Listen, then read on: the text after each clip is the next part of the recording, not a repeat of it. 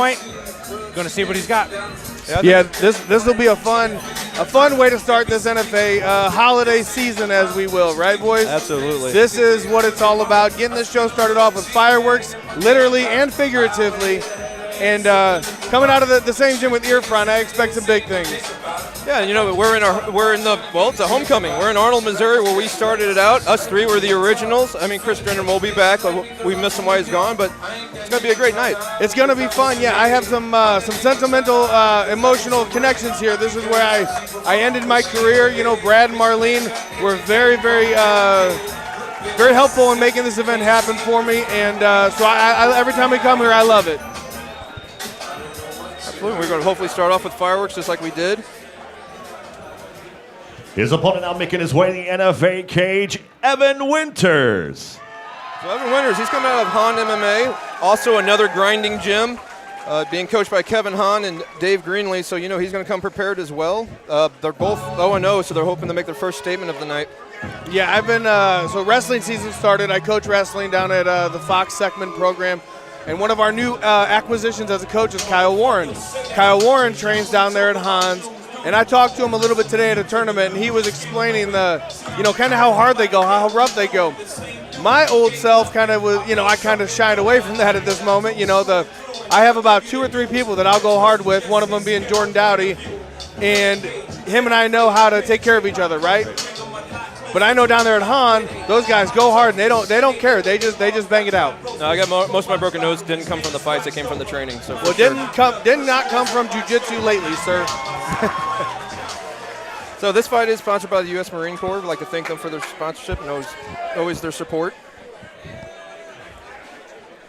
Ladies and gentlemen, this bout is scheduled for 3 3-minute rounds in the NFA welterweight division, brought to you tonight by the United States Marine Corps. And now, introducing to you first, fighting out of the blue corner, this Muay Thai specialist stands 6 foot tall, weight in 169.6 pounds tonight. He's making his amateur debut, representing Absolute Martial Arts and Diamond Dogs MMA, fighting out of St. Louis, Missouri, Brandon Kalogiri. His opponent across the cage, fighting out of the red corner, is a catch wrestler standing 5'9", weight in 169.7 pounds. Tonight, he's also making his amateur debut, representing Hahn MMA, fighting out of St. John, Missouri, Evan Winters. Your referee in charge of the action, Nadeem Navalich. Winters is quite a bit smaller. I did talk to his coaches. He came down from 230, so he's working his way down. They don't expect us to be his weight class. Good inside kick to start off with. Come on. Woo. Get up, Brandon! Get up! So I think we've all done that kick once in a while where you've slipped a little bit and the kind of feet come out from underneath you. Yep. But he did a good job of attacking the leg, but then he put himself in a pretty bad spot with that arm-in guillotine. It doesn't look super tight as it came out right there with that big slam. Good attempt on a guillotine there, but that slam, that hurt. Yeah. You could see that. You could actually see it on Brandon's face. There's that Hahn-style cross arm there, cross face. What I like about Evan is he seems really, really aggressive. Like Brandon took his lunch money in 3rd grade or something, and he's paying back right now. You gotta be worried though. It is your debut. You don't want to adrenaline dump. Yeah, this fight goes longer, but it's not going to. I don't know if that was a tap or what that was, but Nadeem stepped in to stop that fight right there.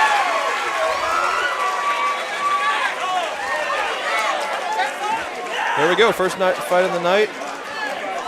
First fight of the night, we got our first TKO. Good job there by Winters, just coming in on a debut. When he got caught in that guillotine, slammed his way out of it, postured up, threw punches. If you're active throwing punches, the ref will stop it if he doesn't see anything from the bottom that's going to change that. Yeah, he stayed super calm and looked very composed. I like that fight. That was good out of Evan Winters. I do think the slam probably took the air out of him. He did make a face when he hit, and I think it was just kind of downhill after that. Again, we'd like to thank the U.S. Marine Corps for sponsoring this fight. This was your free fight for the night. If you want to continue to watch the great, awesome fights we have, NFAfights.com. I recommend that you definitely do it. We have a night of action-packed event. Let's go up to our official judging. Ladies and gentlemen, your referee, Nadim Novalic, calls a stop to this fight in just 56 seconds of the very first round, declaring your winner by TKO, Evan Winters. Our co-main events are going to be fireworks. So do not miss this. Order the fights, nfafights.com. We hope to see you there, because we will cut off the feed as we go to our live pay-per-view.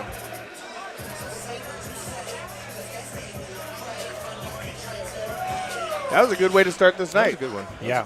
I wish it would have went a little longer, but you know, sometimes you want the goal is to get in and out as quick as you can. We're not here to have some fight of the year candidates. You know, when you have 2 debuts, you just never know what's going to happen. Yeah, and if you're debuting, if you see a way to win, you want to snatch that up real quick. You ain't going to play around.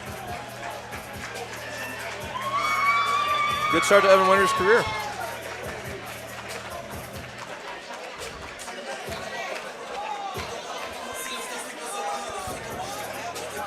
NFA 22, here live in Arnold, Missouri. Again, order the fights at nfafights.com. That last fight was sponsored by the U.S. Marine Corps. Evan Winters versus Brandon Gallardy. Coming up next, we have Nick Duran versus Doug Brand. That should be a fun, exciting event. This is your classic grappler versus striker. Nick has a ton of kickboxing experience. Douglas has a good amount of ground experience, so we'll see which way that one goes. Let's get up the mic to start the pay-per-view. On now to our second bout of the night, ladies and gentlemen. Now making his way to the NFA cage, Dougie Brand.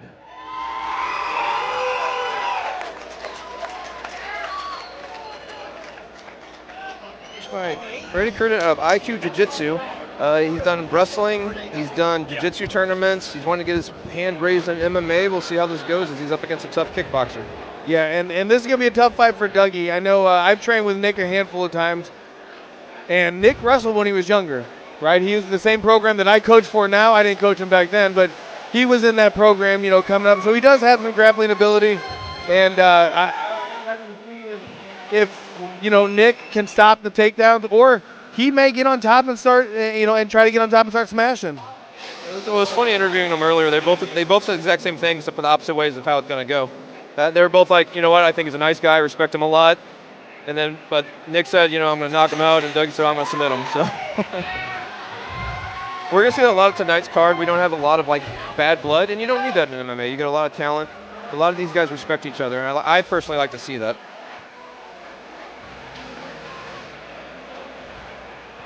His opponent now making his way to the NFA cage, Nick Duran. So guys, like we just talked about Nick, I've trained with Nick a lot. The other thing I really like about Nick is he is one of the most dependable guys when I've ever needed something help-wise, right? He's always there. You can always count on him. But fun fact was we were drilling, wrestling one day with some Thai clinch stuff. He almost put me to sleep by squeezing on my neck, and I completely forget that he's like a power lifter. He's one of the strongest individuals, like functional strong, right? Not like beach muscle, like. If you need him to lift a car off you, he's going to lift the car off you. but like you said, he's a striker. He loves kickboxing. He loves striking. But Nick loves to fight, right? Yeah. He's trained out of there with Eric at ES MMA. Great gym, great team. Big team. The team gets bigger and bigger every time you go down there. But Nick just loves to fight. That's why he does kickboxing and MMA. He just, wherever he can get in, he gets in. Well, and he also, his first MMA fight, he fought Zach Carlisle, who has a ton of experience. So he showed in his first fight that he's ready to go. He has that secret experience you talked about. He's been training a long time, and now he's getting actual cage work. I've heard he hits hard, too. He looks like it. Fight fans, this contest is scheduled for 3 3-minute rounds in the NFA middleweight division, brought to you tonight by Unrivaled Realty, Brad Carey Realtor. And now, introducing to you first, fighting out of the blue corner.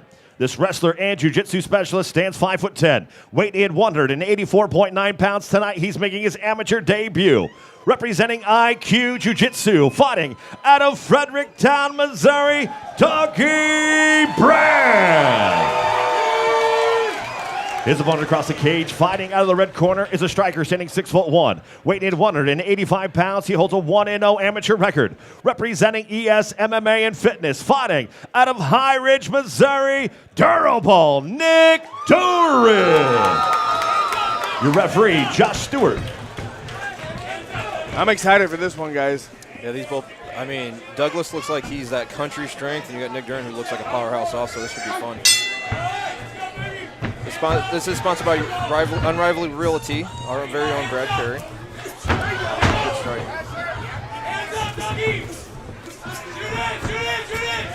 There he's going for the takedown already. Yeah, Doug was good knees. Doug was working for the setup with those strikes, right? Oh, big right hand to Nick Duran. He's hurt. Big right hand, he jumps on top. But Nick's got to be careful, right? Right. Don't want to get overzealous. Oh, Nick's going to deadlift him. That's what I talk about. Nick is one of the strongest people functionally, right? Right. But he's got the stamina to do that all 3 rounds if needed. To be super honest with you here, I would almost stand back up, right? Right.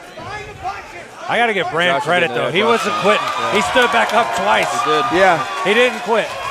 And I No, don't- he didn't. Yeah, and that wasn't really a stoppage for Hurt. That was kind of more of a, I hate to say it this way, a mercy stoppage, though, because he was just getting overwhelmed. Yeah, and you know, the safety is always number one, and Josh is one of the best Josh is referees one of the we best, have. yes. So, you know, I'm glad Nick got that win. You know, another quick win here at NFA 22. You know, when they see like over 5 amateur fights, they let stuff like that go a little longer. But if it's not, if you're still kind of green, it's more about safety. Yeah, for sure, for sure. Well, we had a little bit of fight two, kind of the same outcome. Let's see a replay of that slam. So right here, Nick has that body lock around the hips, and you'll see him, he just lifts him and just redirects him with this big slam. Watch this. Boom! Now, to Dougie's, you know, credit, he tried to stop himself and made it a little nicer than it could have been. For sure. But at that point, you're getting ragdolled by a grown man. I just keep looking at those back muscles popping out as he's lifting them. Strong kid. Again, we'd like to thank Unrivaled Realty for sponsoring that second fight. Another TKO, so 2 fights, 2 TKOs. Yeah.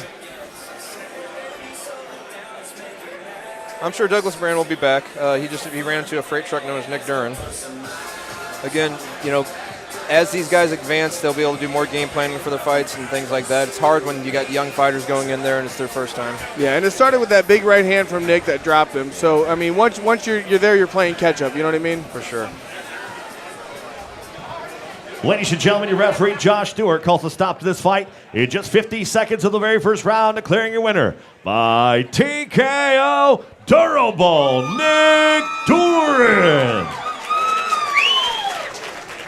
Again, guys, great win by Nick. I did like the game plan by Dougie, trying to come in and, you know, set up a takedown or at least a clinch of some sort. But I've been in that clinch with Nick. He's a strong, strong dude.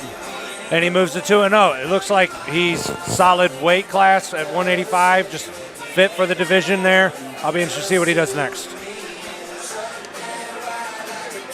Absolutely. Up next, we do have, looks like, fan favorite Jake Kaiser against Max Miller.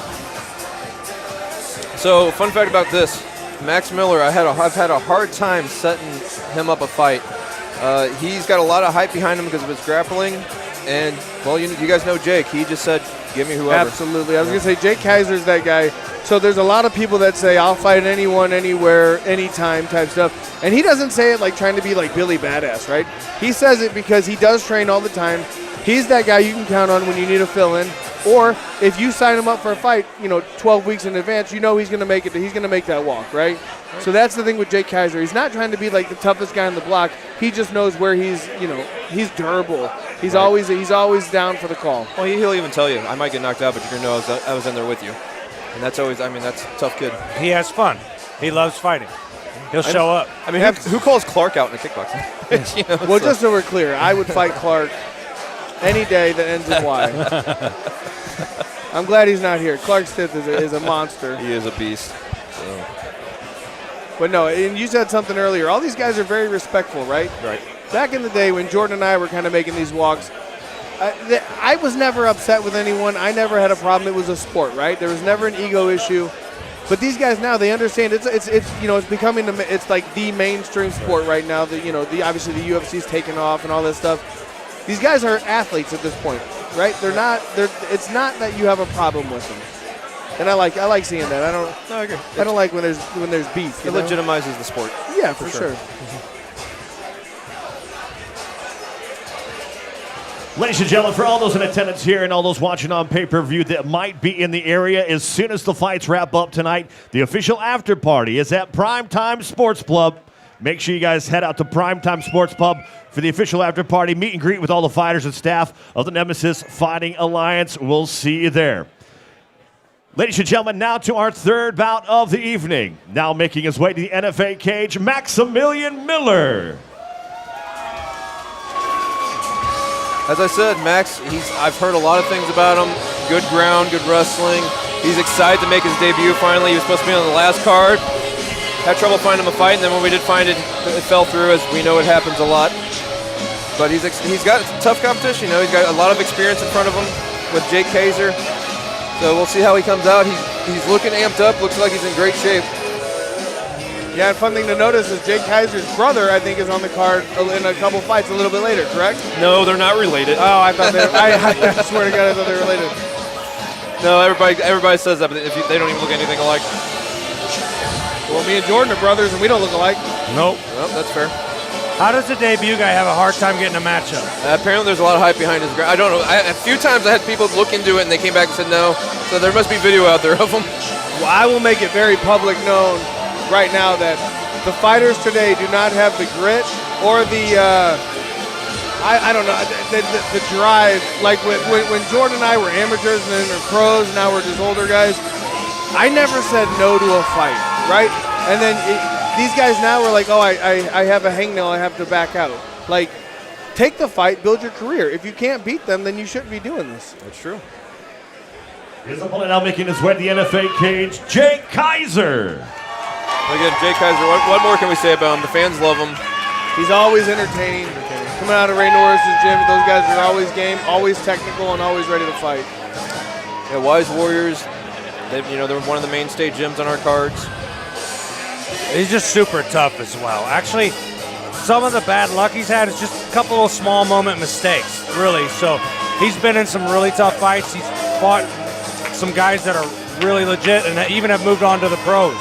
Well, and he'll tell you, too, he needs to take his ground game more seriously. He's lacked on that, and that's what's shown. He's had an up-and-down career, and a lot of it's because his ground game has not been up to his striking game. But one thing is for sure, like you guys said, he's going to put on a show.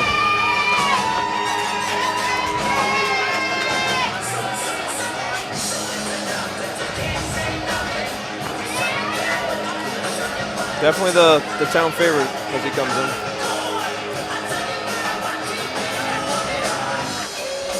He's already got blood all over his shorts. This is going to be a long night. Those shorts are awesome. Ladies and gentlemen, this bout is scheduled for 3 3-minute rounds in the NFA welterweight division, brought to you tonight by Media Outlaws. And now introducing to you first, fighting out of the blue corner. This wrestler stands 5'11", weight in 170.8 pounds. Tonight, he's making his amateur debut, representing Midwest Jiu-Jitsu Academy, fighting out of Quincy, Illinois, Mad Maximilian Miller. His opponent across the NFA cage, fighting out of the red corner, is a freestyle fighter, standing 5'11", weight in 171.1 pounds. He holds a 2-4 amateur record, representing Wise Warriors MMA, fighting out of St. Louis, Missouri, Jake Just Bleed Kaiser. The referee in charge of this bout, Nadim Novalic.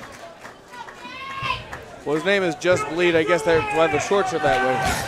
This bout is sponsored by Media Outlaws. They actually help us do our production here. Good quick start. We kind of thought we thought the takedown was going to happen right away. Yeah, watch those up kicks. Jake will throw the up kicks too. Well, I guess, we're seeing the hype on the kid. He went right out there and Right into mount. Also in the beginning, he was just happy to be here. You guys see that? He was smiling, jumping up and down. Yeah, the composure was definitely there, but I mean, Jake's going to need to get out of this bad spot and get out of it quick because they're dry, fresh, 30 seconds in.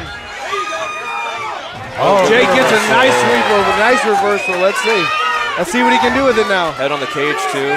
Yeah, jiu-jitsu guys, they like being on their back, but right now he's getting choked. Oh, looks like, yeah, that five-finger guillotine. Well, and he's got him against that cage, so he's using it as a kind of like a leverage. Yeah, making more He's pressure. got two hands on it. He's not, yeah, slip it off. Now he needs to keep him off of him because he knows this takedown's Absolutely. coming next. Absolutely. Right off the bump of the fist bump, you knew it was coming, and it did. Well, we finally got to see some ground game, so Jordan Dowdy's able to give us some insight. This is a tough spot to be in here. He's going to have to find a way to work back up. Yeah, a lot of people, they seem to like that half guard over being in. I enjoy half guard and tie control over mount or taking it back or anything. Jake's got to turn into him right now. Right now, before the other hook's in, he's got to turn into him and not let him get both hooks in. Now he's in trouble. And the arm's not under the chin. But you can still have that squeeze can still. Yeah, and you're dry. This sucks. But Jake Kaiser's tough as it gets. He don't care. Break his face. Jake missed his opportunity. He's going to have to try to fight one of those legs off. Right now, the choke's not in. He did a good job at defending that. Yes, he did. He's coming back to the other arm now. He can't let him connect. He's got to pull that back down. He's got to pull that But see, down. that's on his chin. That sucks. That does suck, but he's doing a good job 2-on-1, pulling that down. He's got to make sure he doesn't accidentally look up either, because that'll just slide it under his chin then. That kid Max is smiling at the camera. Yeah, Let's Max see is definitely where he wants to be. Now here's the thing though, Jake is tough, he's durable. If he can get out of this first round, how tired is Miller gonna be? Yeah, his arms could be completely gassed up. I mean, he's amped up. Right here though, he's got an arm triangle, he just works it. Nope, he lets it go to mount. But see, the thing that Jake's doing really good is that it does look like he's getting beat up, but none of those are really landing. And he Right? keeps moving. Right. Yes. He never lets it settle. You have to do that. Miller jumps on the back again.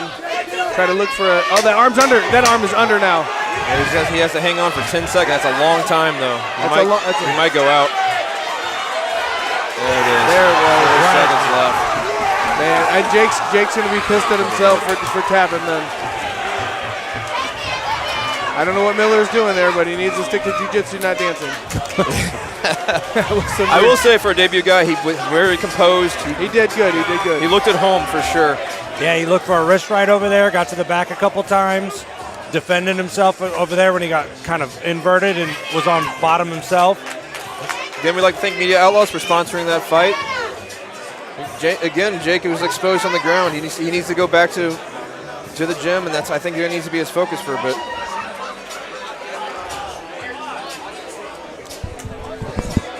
We're going to have Adam Sella go into the cage and do a view.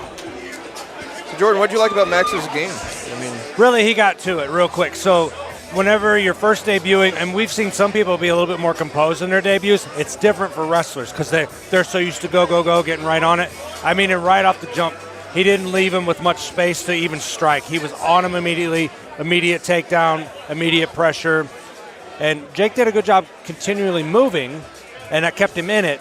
He just ran out of time here before that got in, about 4 seconds left. yeah.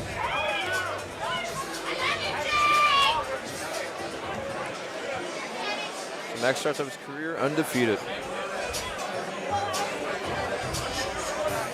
Ladies and gentlemen, your referee, Nadim Navalch, calls a stop to this fight in the final second of the very first round, declaring winner by tap out due to rear naked choke, Mad Maximilian Miller.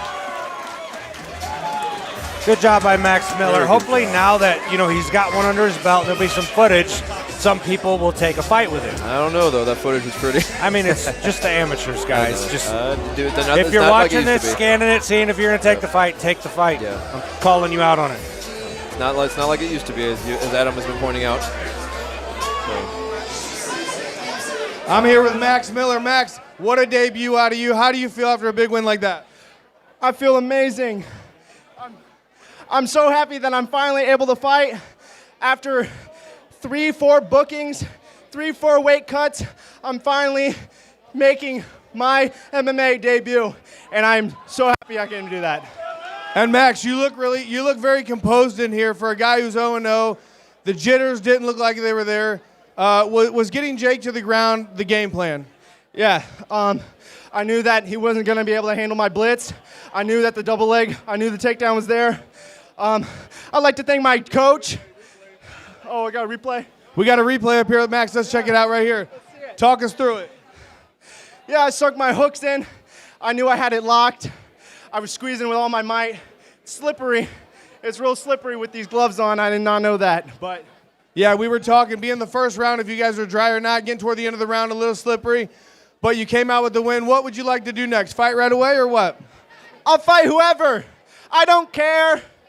If you're undefeated, 10-0, I'm right here. I'm ready.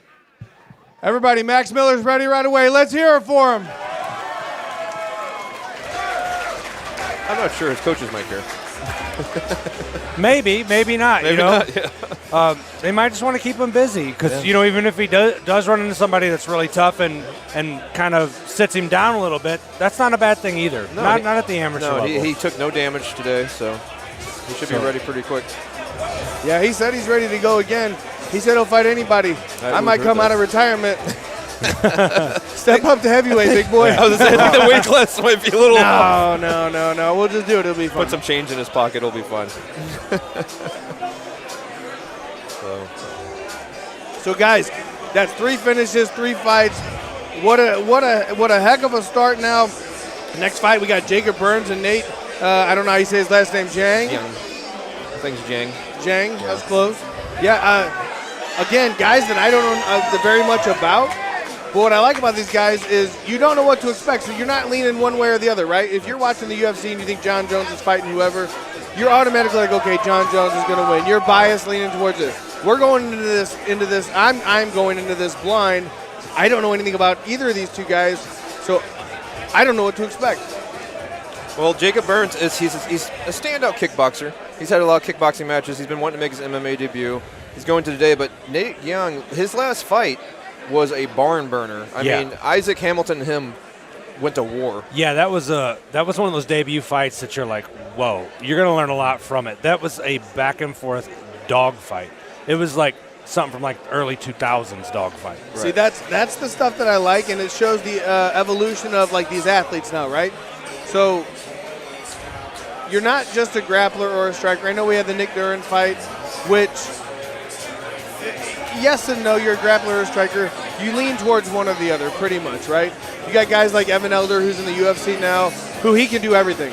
If he wants to strike with you, he's going to strike with you. If he wants to take you down, he'll take you down. If he wants to submit you, he's going to submit you. That's the athletes we're getting now out of this younger group. And then if they come out, like you guys said, and they have a barn burner of a fight, I can't wait for the next outing, which happens to be right here tonight at NFA 22. Absolutely. Let's get it up to Mike so we can get them out here. Ladies and gentlemen, on now to our 4th bout of the night. Now making his way to the NFA cage, Nate Yang. So as we talked about him and Isaac Hamilton, barn burner. Though he's 0-1, the amount of experience, as Jordan pointed out to, you can't do better than that in your first fight outside of winning. Yeah, and from what I remember of that fight, it was pretty much a toss-up at the end because someone dominated one round, and then the other guy dominated the next round and came back, and then the third round was kind of more of the same. But I remember watching it going, that was a hell of a fight. Yeah. They were like they left everything they had in there, and they were both debut guys. Imagine that being your debut. You're going to know what your conditioning needs to be. You're going to know what it's going to feel like. You're going to come back upgraded from something like that, for sure. Absolutely. I was backstage for that fight watching the monitor, and I was popping left and right. I mean, they were just going at it, and I love to see it. Again, he got a hold of me right away and said, that wasn't me. I want to go again. And then, like I said, Jacob Burns has been on me for a while about making his MMA debut. He's got a lot of kickboxing fights, but this is a different world in the cage. We all know that. It absolutely is. We'll see what he brings, right? Yep, absolutely. That's why he's here.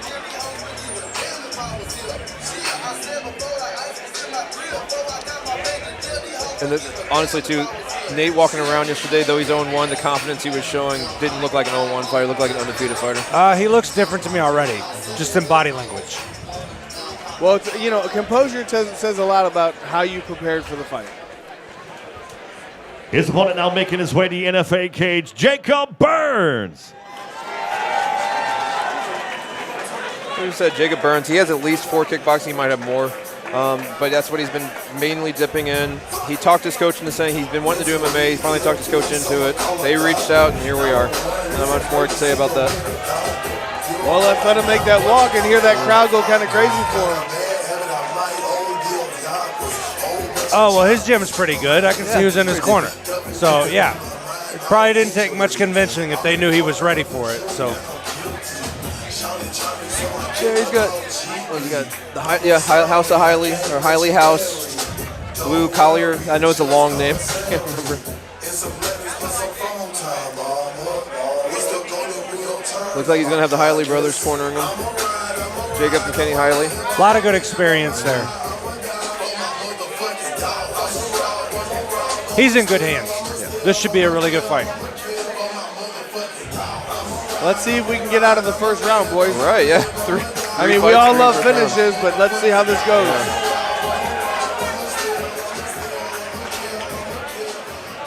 Fight fans, this contest is scheduled for 3 3-minute rounds in the NFA welterweight division, brought to you tonight by Taco King. Presents Taco Fest, Cinco de Mayo weekend. Make sure you guys mark your calendars. And now, introducing to you first, fighting out of the blue corner. This Muay Thai and Jiu-Jitsu specialist stands 6 foot tall, weight in 168.2 pounds. He holds an 0-1 amateur record, representing Absolute Martial Arts and Diamond Dogs MMA, fighting out of St. Louis, Missouri, Nate Yang.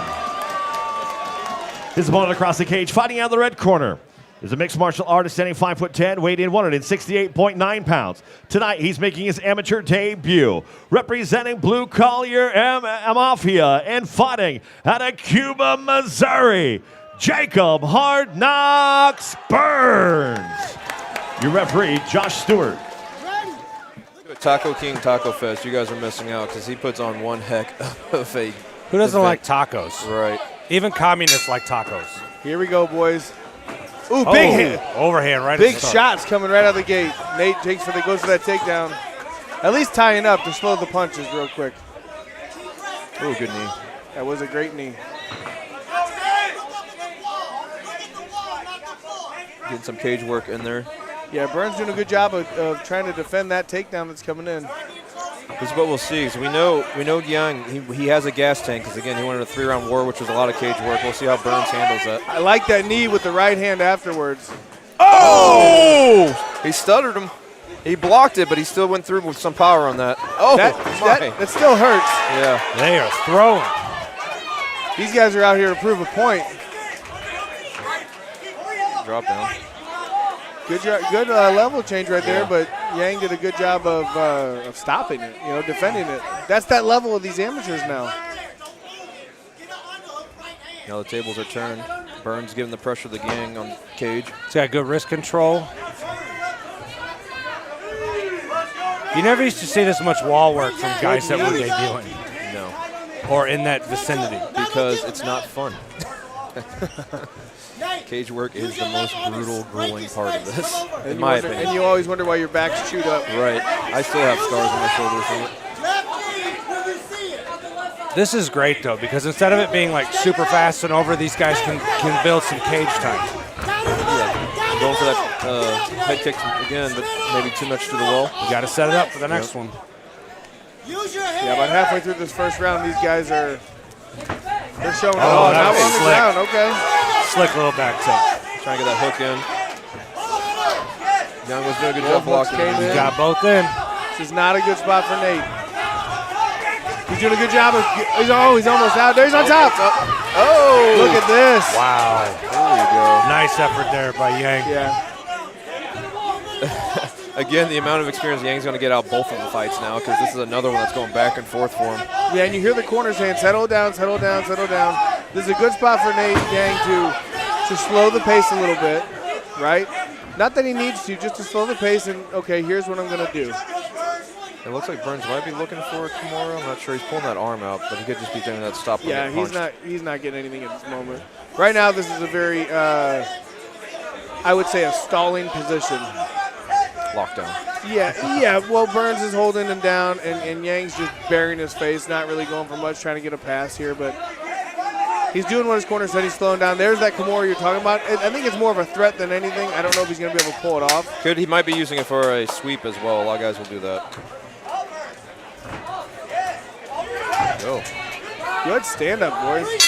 So Wow, good. what a first round, yeah, guys. I don't know how the judge that Very, very first round. That was a good I would one. have to lean on that one if I'm a judge with Burns because he had back position and he flattened him out. Nope, and that's when true. they go back to look at this, his coaches are going to be like, hey, in that position next time, kind of probably settle, and that's something you're going to learn. Like, usually that can be a checkmate spot. That's why I would give him that round. See, So that's a jiu-jitsu's opinion. I might go toward Nate Yang on that one There because you we go. talk about position. Ladies and gentlemen, we have a 50-50 raffle here tonight. Make sure you guys head to the back desk So Jordan and Dowdy's get thinking- involved in that tonight.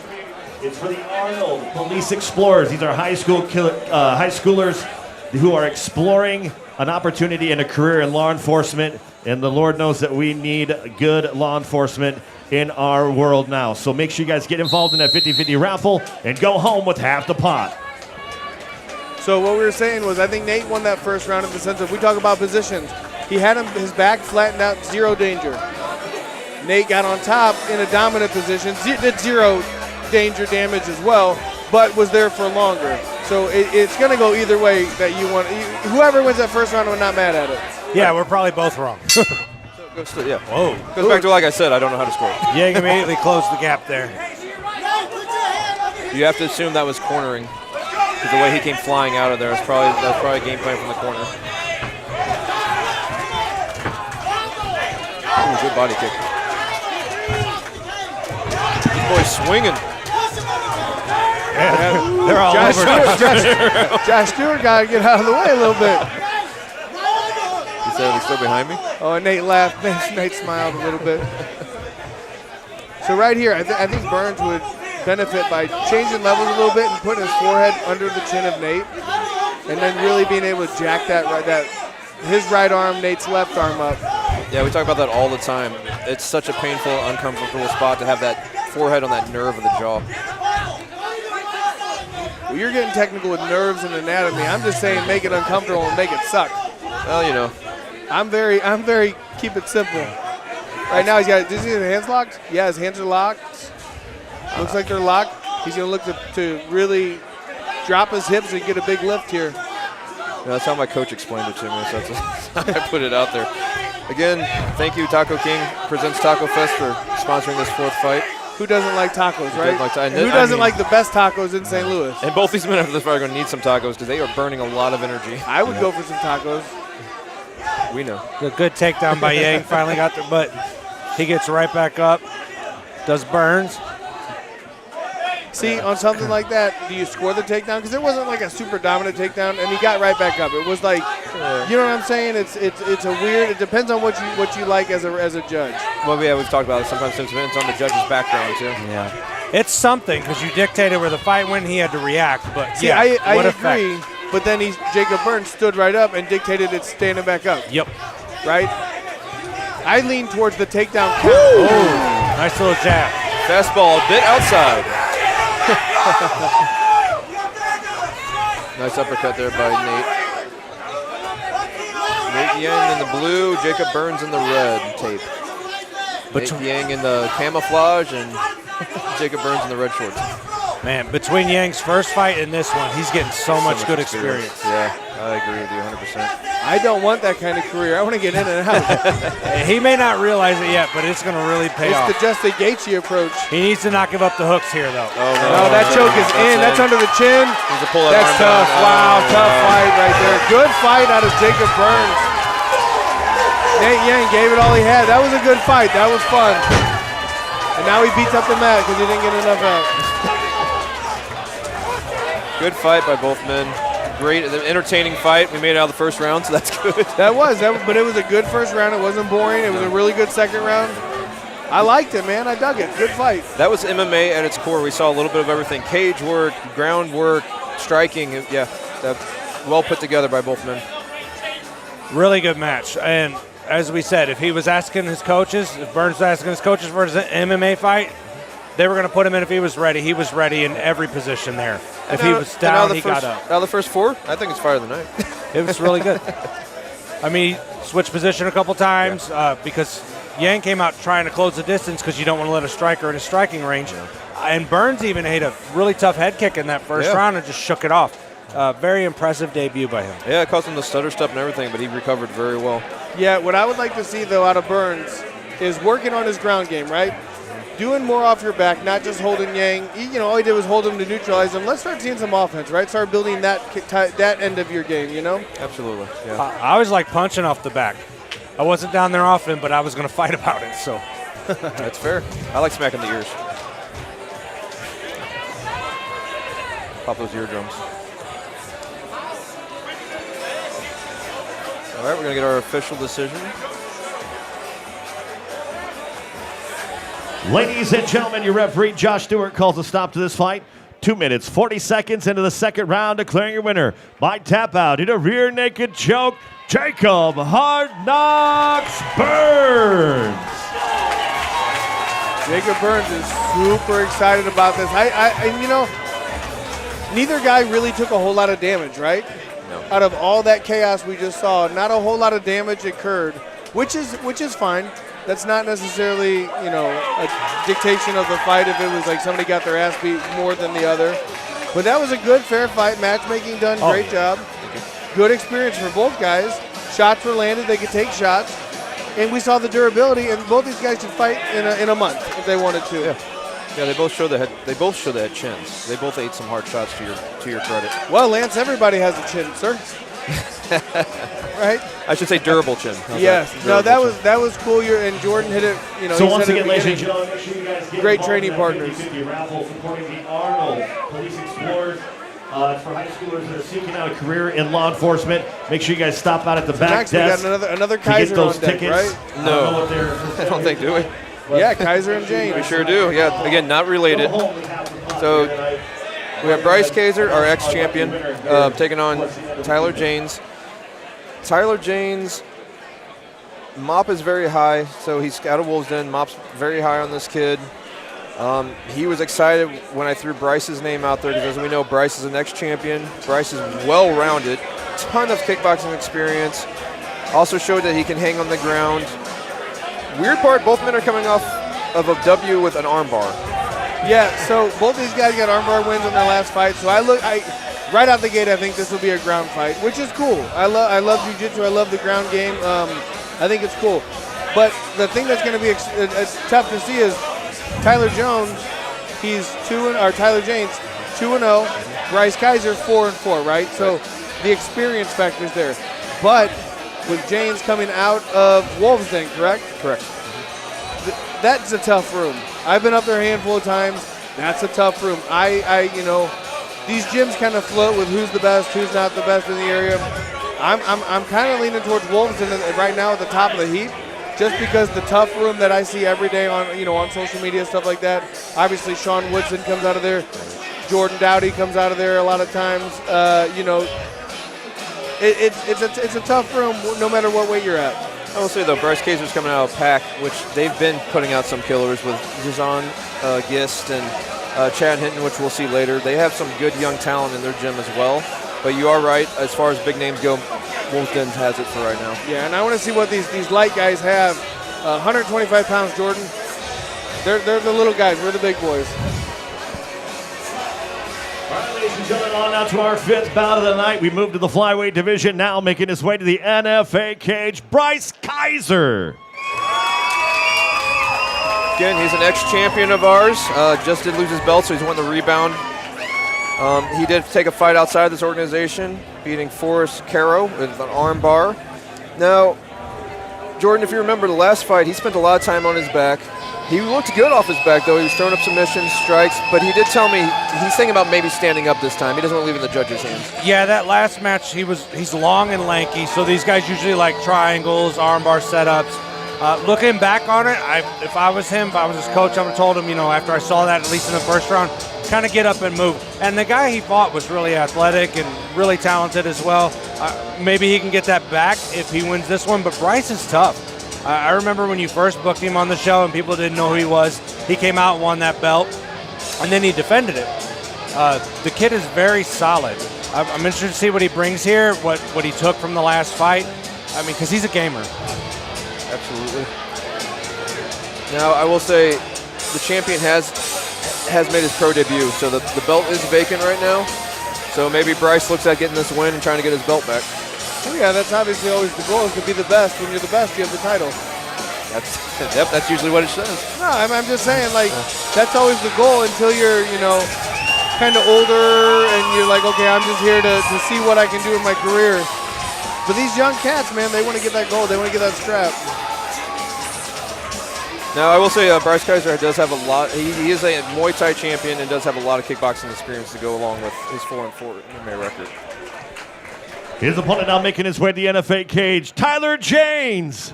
Now, here's what I'll say about Tyler Janes, because I see him at the den all the time. This kid is always working. He's always in class grinding, very skilled, working hard, even upgraded his strength conditioning. He's been working with Jeremy Pickett out of there, too.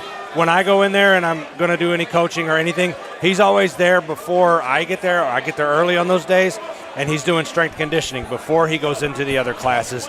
And he's young, looks athletic. He looks the part, too. He looks like somebody who could go quite a distance in this sport. He's got that professional look. He's already working hard at that level. He's in the right place with the training partners. I'm interested to see what he brings tonight against this experienced Bryce Kaiser.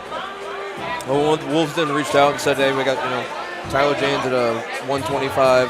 They asked me who I had. I go, right now I have Bryce Kaiser, and they jumped all over it. They were really excited about the matchup. So obviously, to your guys' points, they're a good gym, so they must be ready for that big step up in competition here. I would be surprised if Mop ever really turned down a grappler. Someone that was like very good at grappling, even though he's got the striking pedigree. Yeah. Like the last fight, he was really heavy in his grappling. I like the song. It's different. Well, it's my first time seeing Tyler Janes. He looks like a caveman. I was about to say, I like the hair and beard. Yeah. But I do notice the USA Wrestling tattoo on the left shoulder. So I think this is kind of that striker grappler mode right now. Ladies and gentlemen, this bout is scheduled for 3 3-minute rounds in the NFA Amateur Flyweight Division, brought to you tonight by the Ozzie Smith Center. And now, introducing to you first, fighting out of the blue corner. This kickboxer stands 5'11", weighed in 125.4 pounds. He holds a 4-4 amateur MMA record. Representing Peoria Athletic Club, fighting out of Peoria, Illinois, he is the former NFA Amateur Flyweight Champion, Bryce Skinny B. Kaiser. His opponent across the NFA cage, fighting out of the red corner, is a Mop Jitsu style fighter, standing 5'8", weighed in 125.1 pounds. He holds a perfect amateur record, 2 wins, 0 defeats.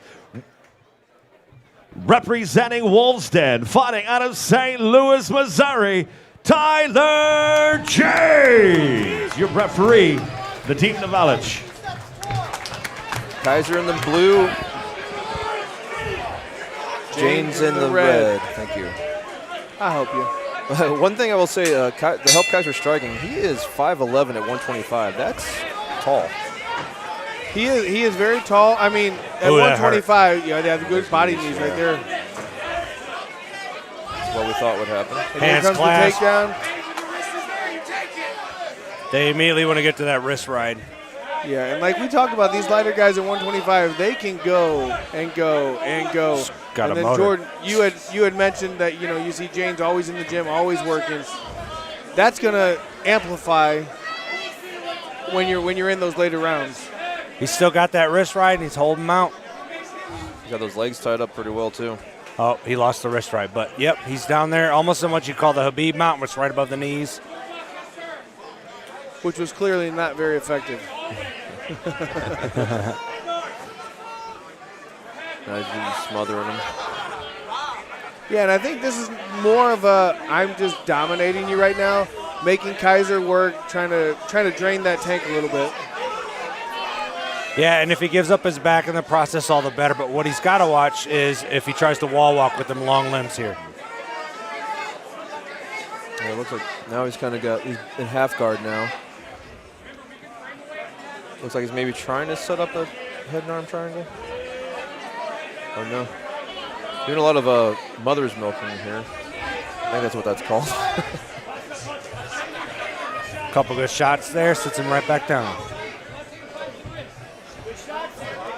See, this is frustrating. My training partner, Jordan Dowdy's done this to me many times. Once he's on top, I can't get him off there. And unfortunately, I don't have an end of a round to start over.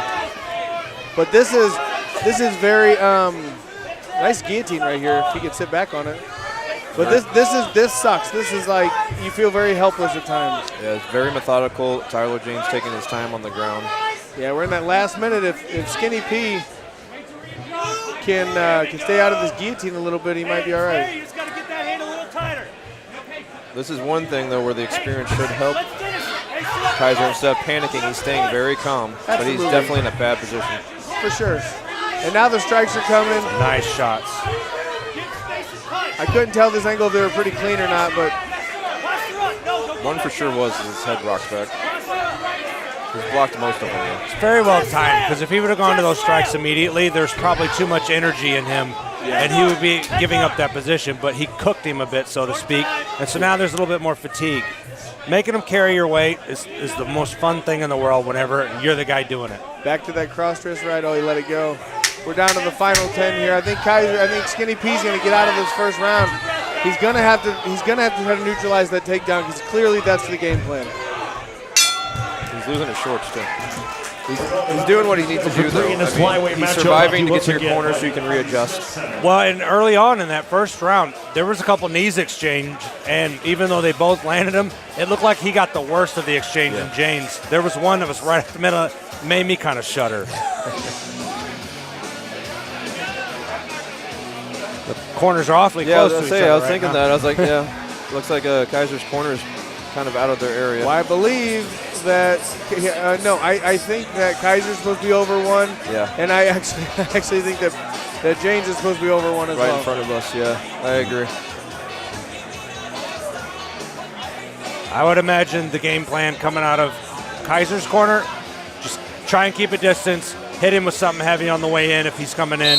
And again, it's going to be for James, do the same thing. We'd like to thank the Ozzie Smith Center for sponsoring this fight. Tyler James versus Bryce Kaiser. Referee looked like he was warning James for something. He put his palm on Kaiser's face and pushed it down early. Oh! That was what he was talking That's what he needed to do was, nullify that takedown. Now I was going to say now James may be a little hesitant, but that would be the opposite of what happened. That was a good kick, but he also just shook it off too. It's also good follow-up, too. Kaiser did a great stuff in that first attempt. Second one got him, though. Yeah, that kick was a good kick, but just because of the crazy style of James's hair, we saw it flick up. It may not have landed. I can't wait to see a replay on that. I couldn't tell if it really landed solid or not. Yeah, it could have been the chest. Outside leg right. Push it down towards your hip and circle it back. He's got that arm tied up again. Leg right, leg right. Using that forehead that we talked about last fight. Yeah, that's just wrestler stuff right there. Makes it uncomfortable and grimy. Right back to mount. And I like that he's grapevining those legs. The problem with grapevining, though, you can't really do a whole lot of damage when you're stretching them out. But it does cause, your opponent to work a little harder to get out. It does look like, though, he's using it basically to set up submissions. That's probably why he's being so low, why he's stretching them out. I don't think he's concerned about striking that much here, other than just to maybe soften them up a bit. Well, and a lot of people, especially amateurs, they turn and give up their back in this situation. Kaiser's doing a good job of not doing that. He'll turn to his side here, but as long as he doesn't get two arms to one side, he's not giving up his back. Good little pepper shots there.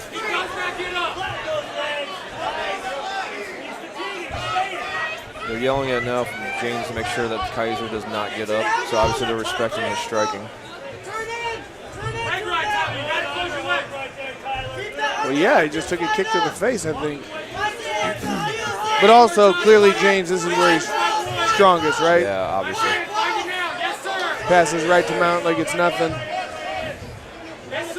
Yeah, if James can get his striking caught up to his ground, he's going to be dangerous. And it might even be I there. was This gonna is just say- what he wants it to could do. be, you're right. Yeah. I was just saying the same thing. It might be there, he just hasn't needed it.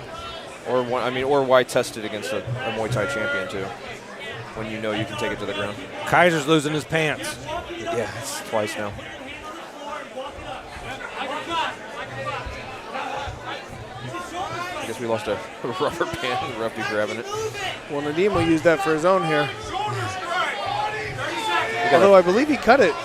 Yeah, it looks shorter. That's the last time I've He seen pulled it. a soccer look off now. Looking for an arm triangle. It's not quite in, but it's still tight, and this still sucks. That hand straight is a good Now defense. it's in. Now it just slipped in a little tighter. because his arm came across. But if Skinny P can hold him off for 10 seconds, He's also doing a good job of pushing him up against there's the cage. that space. I think we're going to get out of this round. Wow. Now, would you guys consider that a 10-8 round or just 10-9? Ooh, I'd say 10-9. I say 10-9 because not a whole lot of damage was Right. done, and the fight was not almost finished. Yeah, I don't think he was hurt.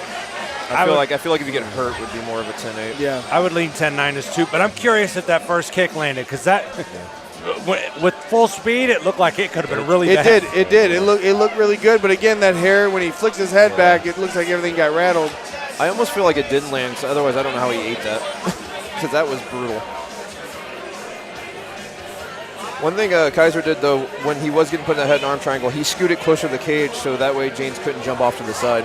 He also lifted his arms straight. That is it looks weird, but that is a good way to kind of protect yourself from that for a little bit. What's better, that or the answering the phone? Well, I think we got a replay here of that kick, and we want to check it out. Yeah, let's check it out. See if they can show that real fast so we can check out the beginning of round number 2. Let's see, he comes in with this kick. And we missed it. It was close. It was close. What a tease. Still no answer. Lost the Mouth mouthpiece. That was weird. It was weird. Oh, big right hand out of Kaiser. But we knew the shot was coming. That's kind of Skinny P's only way to win this fight, I think. Yeah. Get off a good shot right out the gate. Yeah, he hasn't been able to get back up.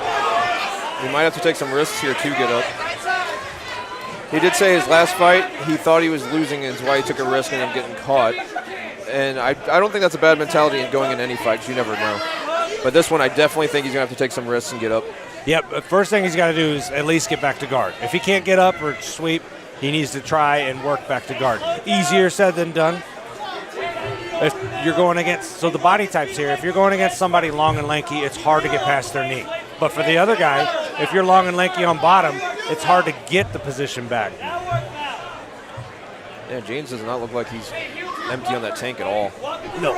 Neither of these guys look tired.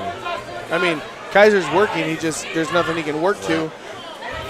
Yeah, This is James's world. Yeah, if Kaiser wasn't working, it'd probably been finished. But hey, we're in round number 3, boys. Yeah, if First I of was the him, I'd wall walk up that and just kick off of that cage and see what would happen. You got to throw Hail Marys at this point. Yep. Yeah, you almost got to. I don't want to say give up your back. You almost got to do something to try to cause a scramble so you can try to get out. James is just so tight on him. Even right there when he's trying to get separation with the forearm, it's just not happening. James looks like he just would rather choke himself out.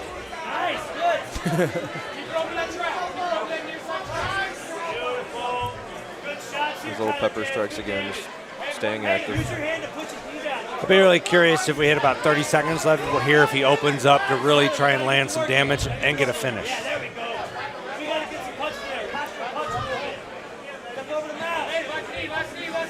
Yeah, because there's not a whole lot of risk if something ends up happening. You basically dominate the whole round.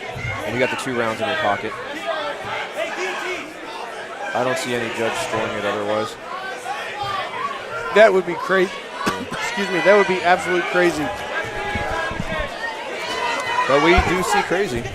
Yes, it does we do. happen. So. It's not boxing, guys. We're good.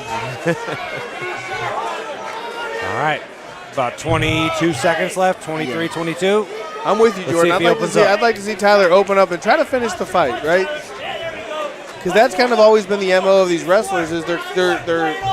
I'm not saying this is boring because I enjoy this fight. I can see what Tyler's doing, but I can see why they get pigeonholed as, oh, they're just kind of boring. They just get down there, lay and pray. He's working the whole time, but I would like to see him open up, like you said, and try to finish that fight a little bit aggressively. Well, and he just did go against someone with a lot of experience, and he's Absolutely. walking out with a win. Yeah, he just beat the former champion. You know, and his 3rd fight. So Bryce's cornerman is ready to fight too. He's got his gloves on. that's Chad Hinton. He's fighting later. So he is. No, I know, but it'd be crazy if it was like a tag team match. Team match. I mean, I think there's some out there, maybe in Russia. I don't know. Hey, Jordan, we're going to Russia. Oh gosh. I'm down. All right, we're going to let's go do it. check out that kick finally here and see if we can go to that replay. Just see if it landed. You know, they started round 2, and Kaiser knew he had to start with something. I think it was on the Ooh, chest. yeah, Maybe right in the chest. grazed up to the chin. But it was, you know, it was what he had to do. Yeah, I think it was in the chest, maybe grazed up to the chin. But good job by James by taking it and sticking to his game plan, not getting flustered and dominating the end of the second and third round. Well, that beard gives him +10 in defense, so that helps. It does, it does. All right, let's see what the decision is. Ladies and gentlemen, after 3 rounds, we go to the judges' scorecards. And all 3 judges scored this bout 30-27 for your winner by unanimous decision, Tyler James. We'll send Adam up there to get a little chat with Tyler. No surprises there. I mean, right, 30-27 across the board. Yeah. No, I don't see how you would score it any other way, honestly. Tyler James versus Bryce Kaiser was sponsored by Ozzie Smith Center. Thank you again for the sponsorship. Let's see what Tyler has to say. I'm here with Tyler James. Tyler, big win against an experienced opponent. How do you feel with that performance? Felt amazing. Everything went right to game plan. We knew a lot about this guy, prepared for it. Perfect execution. We did exactly what we wanted. So a question we have at the commentary booth, did you get kicked in the face or was that like a chest shot? Caught me right here on the chin. It was a good kick. So as we're down there, you know, obviously you're wrestling with your game plan. His best shot was to get off a strike and try to catch you before you engage in the grappling.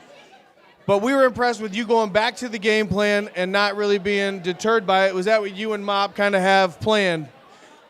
Constant pressure, constantly moving forward. He caught me good with the kick. You know, we knew it was going to happen. We knew he was a solid striker. So props to Bryce, man. He's tough as nails. Well, it was a great fight, guys. Went to the third round. Let's hear it for your winner, guys. Mr. Lanes right here. Thank you, guys. So it did catch him in the chin. Yeah, it's tough to tell with certain angles. At least he was honest. Yeah, He would know better than all of us. Props to another durable chin. Moves to 3-0. Once again, ladies and gentlemen, make sure you guys get involved in that 50-50 raffle. Up next, we have Braden Eddy versus Thomas Stolman. Battle of 2 well-known gyms, ES versus SCMMA. So this should be a fun. They both should be prepared. Yeah, this will be a fun fight, guys. They've all been actually entertaining, you know, obviously entertaining, but we had finishes, we've had, you know, decisions, long fights, submissions, knockouts. This is fun. Next bout is sponsored by Sub-Zero Wellness. Thank you for your sponsorship. Yeah, Brandon Eddy coming out ES. He's coming off a win against Austin Martin in 43 seconds. Now his loss, he's 1-1. His loss was a split decision, so he does have cage experience, even though his last fight was 43 seconds long. Thomas Stillman, he's 1-0 in MMA, 1-0 in kickboxing. So yeah, I mean, we got a little bit of experience between the two. Jacob Roberts, who's SCMA's one of their top coaches, he's very high on Thomas, so I'm excited to see what the kid brings. Yeah, this will be fun. I think Thomas, if I remember, I think he's a really good high school wrestler, is what I believe. He has a wrestling background. Yes. You know, a lot of those guys, the thing now is they all want to wrestle. But let's see if he brings that to the cage, or if he, you know, SAMMA, they got good striking. Let's see. Ladies and gentlemen, on now to our 6th bout of the night. Now making his way to the NFA cage, Thomas Stolman. I do like to see on here, though, as he is a wrestler, as we know, but he's 1-0 kickboxing, which means he's testing the waters. Yeah, I think he fought, if I remember, up in St. Anne for, I believe it was 8-round or 8-count, whatever it's called. But I believe that he was up there and had a kickboxing fight, and I think he was going for a takedown just because of natural reaction. Instinct, yeah. Yeah. If it's the same fight I'm thinking of. Yeah. I mean, I could see that. Obviously, having that wrestling background, you don't. Yeah. You, especially if you get clipped. What are you gonna do? That's what it is. That's why it's nice to take those so you can kind of work through that, because in an MMA fight, even when I work with some of these younger guys that wrestled, we're doing some just mitt work, striking, they get in close and I'm like, we're going to roll here. You're probably not going to roll. You're probably going to go for that body lock, but we're going to train that anyway. And a kickboxing match to build that experience is a good way to do it.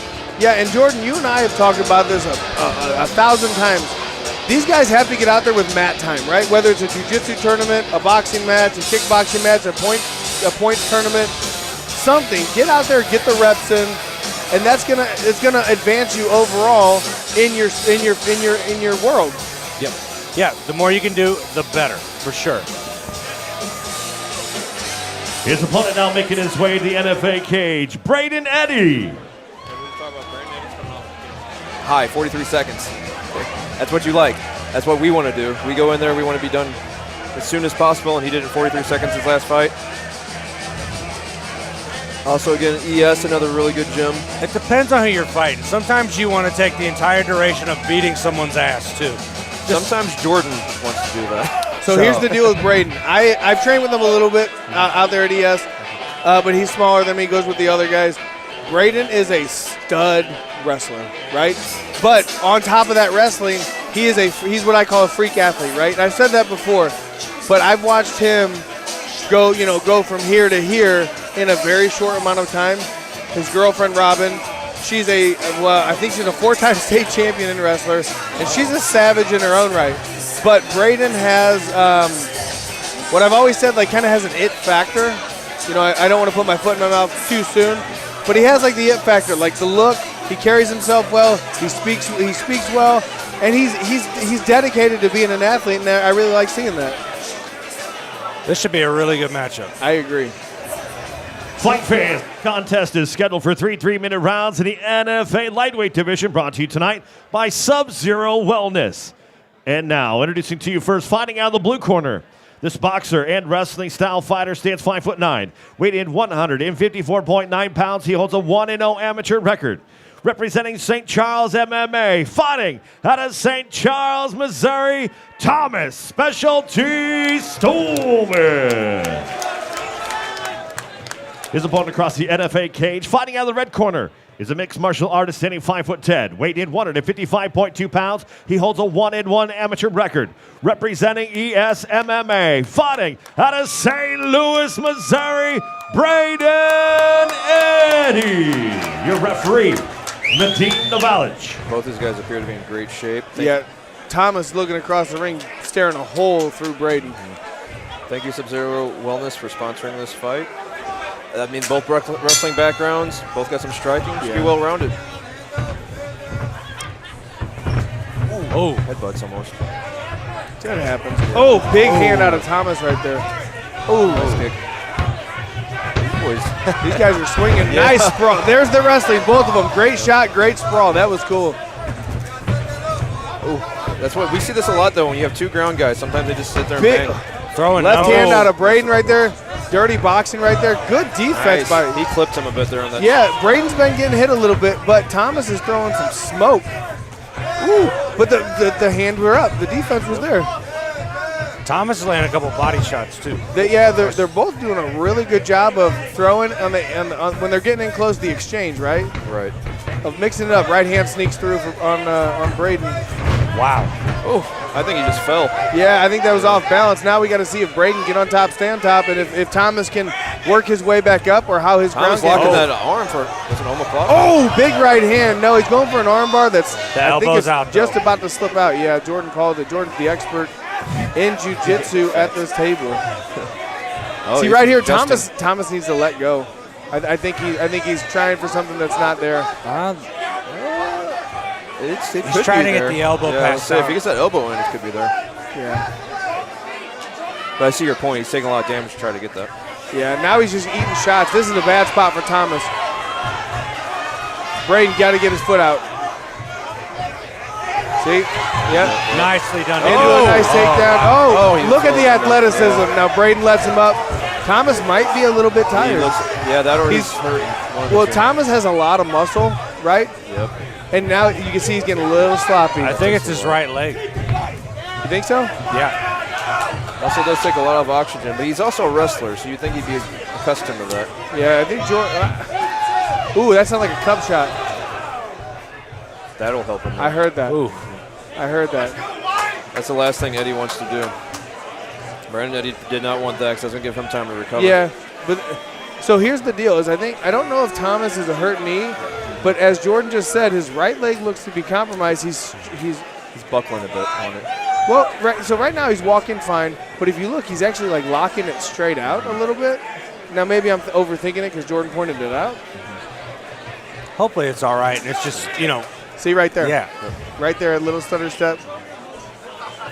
I thought there was a knob. His No, that muscles are dude's just that big. those are called quads, bud. Yeah, but I noticed. Me and you don't have that. No. Jordan's like, bro, I got that right now. Jordan, what are you talking about? That looks normal. It could have just been something really weird in the ground exchange where it locked up a bit, but hopefully it's not compromised because Yeah. it did look like when he was trying to plant it, it was wavering, and he wasn't rocked. It was just moving. Well, that would explain the falling too, because he was. He did. Yeah. That could have been when it happened. But I think Thomas is a little bit gassed. This is good for him to catch his breath right here. But Braden's not gassy. I think he's ready to rock and roll. Yeah, Braden looks. Yeah, he looks in great shape. Well, those guys at Eric's, they go hard. So,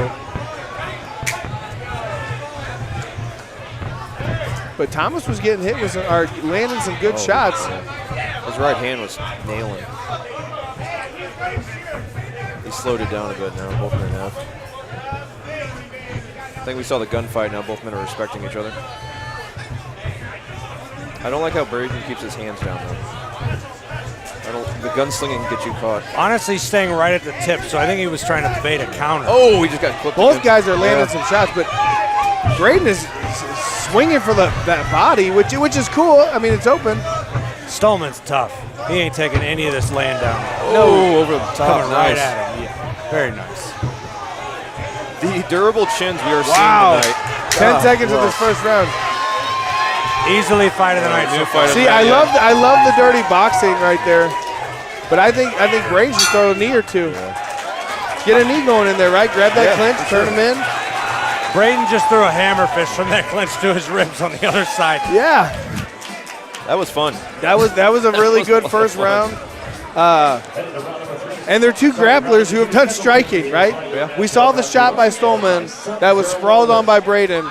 Great shot, great sprawl. This is what we want here at NFA, guys. There was a point where it looked like they both said screw it and just started banging, and then next thing you know, one got clipped obviously, and then went back to the ground. But yeah, there looked like there was a point where they just both thought the same thing, like let's just get at it. Well, I would like to see how Thomas comes back in the second round. He started looking a little gassed. And Jordan, you've seen 1,000 fighters. Do you think he looked a little gassed? He was getting a little tired, but this move right here was really impressive because he got out of a really bad spot. That takes a lot of cardio out of you. Yeah. Watch his leg. That might have been where it happened. And it could totally be just overanalyzing it. I just noticed patterns, and it was moving weird. His afterwards. leg. So when he threw him, his leg went underneath him when he fell. So it could have tweaked it a bit, or it could have been tired. It could be either one. Only he knows. Sorry, guys, I got confused. I thought I was looking in the mirror at Thomas Stolman. Him and I are built virtually identical. Only because you're taller. True. I'd like to see Braden use the jab. Get a long jab going. You're longer. Because Thomas keeps leading with that big right hand. Well, and again earlier, Oh, left hand dropped him, but his it legs did. aren't staying under him. Yeah. Yeah. He's Yeah, having a hard it just, time. when he just did that, it buckled a little bit too. Again, what I don't like though about Eddie's keeping that hand down, and he did get clipped twice earlier when Thomas came in. Thomas is fast. Well, Thomas throws everything at 1,000 miles an hour. But right here, if Braden could back up, oh, he's holding the glove on accident. That obviously wasn't on purpose. It happens pretty easily. See, what Braden's doing with that single leg defense, that is what I've always done, where you kind of post off their thigh with your shin. I have always done that, and I never understood why my people don't do it more. Can't you run the pike from there? If you keep that leg up, if they turn you, aren't you going to fall? No. It's balanced. I mean, you're just posting off them. They can't get closer to you. It's like a frame. Oh, a couple good knees there from Braden. Yeah. These guys have pink marks all over their body. Yeah, no, Braden's got some good knees right here because he's got that overhook on that left arm, opening that body. Braden Eddie, And the left hook on the right arm, see? Just knees all day long. Just keep throwing them. Braden Eddie in the white, Thomas Stolman in the black and red. Again, we'd like to thank Sub-Zero Wellness for sponsoring this fight. Oh, nice clinch work. Ooh, big nice, right hand. nice. Thomas going. But Braden slips out of it and fires back. Rocks he's Stolman. rocked. He rocks Stolman. Let's see if. But Thomas clinches right up out of reaction and. Wow. This is good for Thomas. Braden's catching his breath too, though. He's catching his breath as well. I would say Braden's breathing a bit heavy too. I think this is where they both need to be at this moment. Good job by Thomas getting that moment of being rocked and getting a chance to recover. It's weird because Stolman's like his brain's delayed because he gets rocked, but it doesn't notice until he steps back, and then he goes wobbly. It's not like instant. That body's starting to hurt him now. They're tearing up that body. This is a hell of a fight. Great fight. This is a great fight.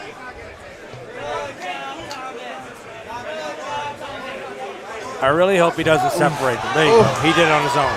Oh my goodness. You guys are just throwing.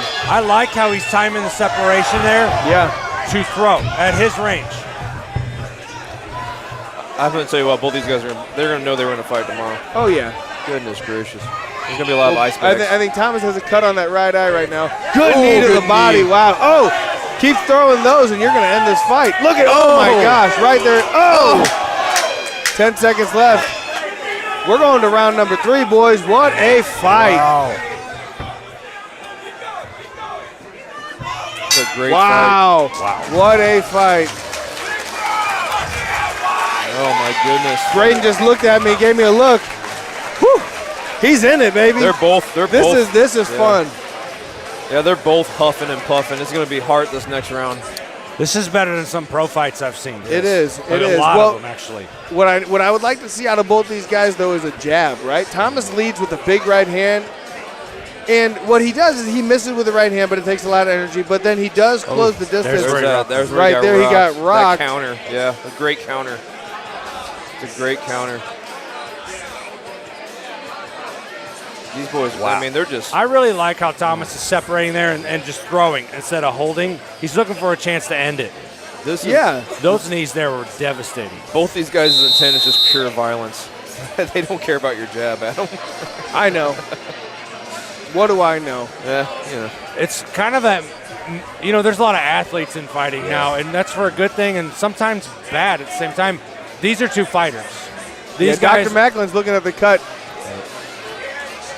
The ref and him are talking. Yeah, this fight's it's over. over. I got Braden ends it with a cut. But, that's a shame, honestly. I'd like to see where that third round went, but again, fighter safety is the most important. Fighter safety is the most important, but also Dr. Macklin is one of the absolute best doctors that has been in a cage. He is, first and foremost fighter safety, but the cut's probably bad enough to where the blood's going, if it's not a bad cut, the blood's going right into Thomas's eyes. Yeah. That's just not, that's not what you want, But great fight, man. Great couple rounds. That was cool. super impressed by both of these guys. Both of these guys, yeah, amazing. Very impressed. Brandon Eddy moves to 2-1. I think Thomas Stolman drops to 1-1, but the amount of experience he got, and he kind of almost fought a mirror. Well, they're a lot alike. And these two may see each other again at some point. At some point. Absolutely. I think this could be a future title fight, boys. We're going to send Adam up for an interview as well.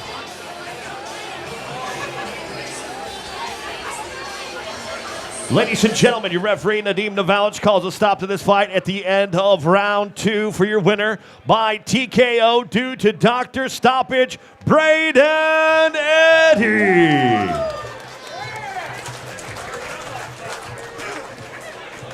I'm here with your winner, Brayden Eddy. Brayden, great win. I've seen you in the gym, and I said it on the commentary. You have that special it factor. That it tonight was that grit and that heart. How do you feel with your performance?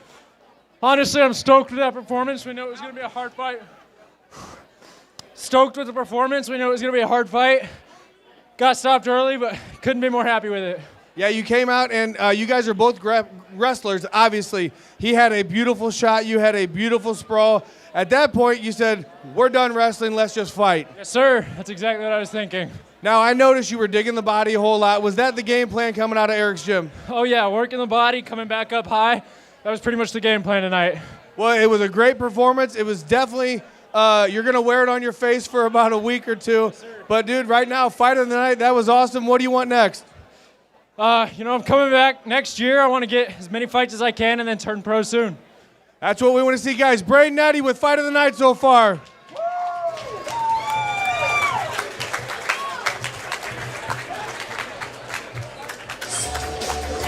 Ladies and gentlemen, just a reminder. reminder, the official after party upon the completion of tonight's event is at Prime Time Sports Pub. We're all headed there. Where are you guys at? Where's Prime Time at? Prime Time over here? All right. Everyone's headed over there tomorrow or tonight as soon as these fights are over. Meet and greet with all the fighters and all the staff from the NFA. We'll see you there. Primetime Sports Pub, the official after party of NFA 22. Ladies and gentlemen, we've reached that time of the night. We're headed to intermission. 15 minutes. Grab something to eat, grab something to drink, use the facilities if you need to. We'll be back underway with the rest of NFA 22 in 15 minutes.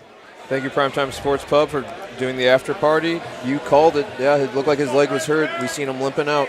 Yeah, I hope it's nothing serious. Just maybe an ankle sprain throwing it off. I don't know. I hope not. But as soon as I saw it moving, I knew something was off. And it did look, like you said, what's weird, he was falling kind of easy a bit when he would step back. So Yeah, he's very talented, very tough. I hope he's back soon.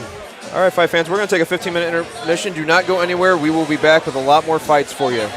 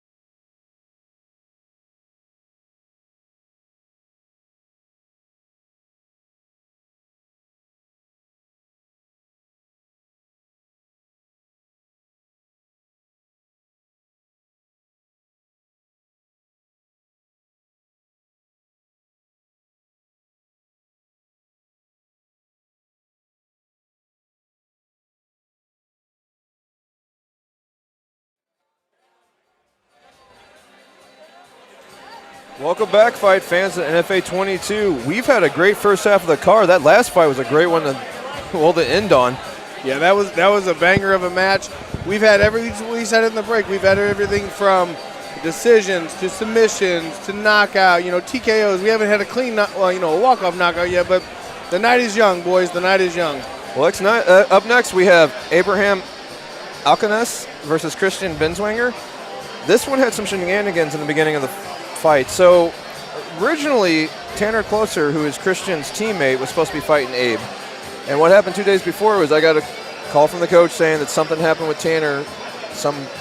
I don't want to get into it, but something happened, and he asked if he could switch out with Christian. Got a hold of Mop and D-Ray Ivy, the 2 coaches for Abe. They said they don't care. Let's just get it on. But they said some things before that I won't say. In a way, they kind of saw this coming. So there's a little bit of bad blood now. They've added a stipulation so they would agree on it. They're adding knees to the head, even though it's amateur. Wow. So we will have knees to the head for this. This will be special rules. That should make it even more fun. Abe is 3-0. Christian's 5-2. Christian is definitely a step up in competition for Abe, so this should be a great fight.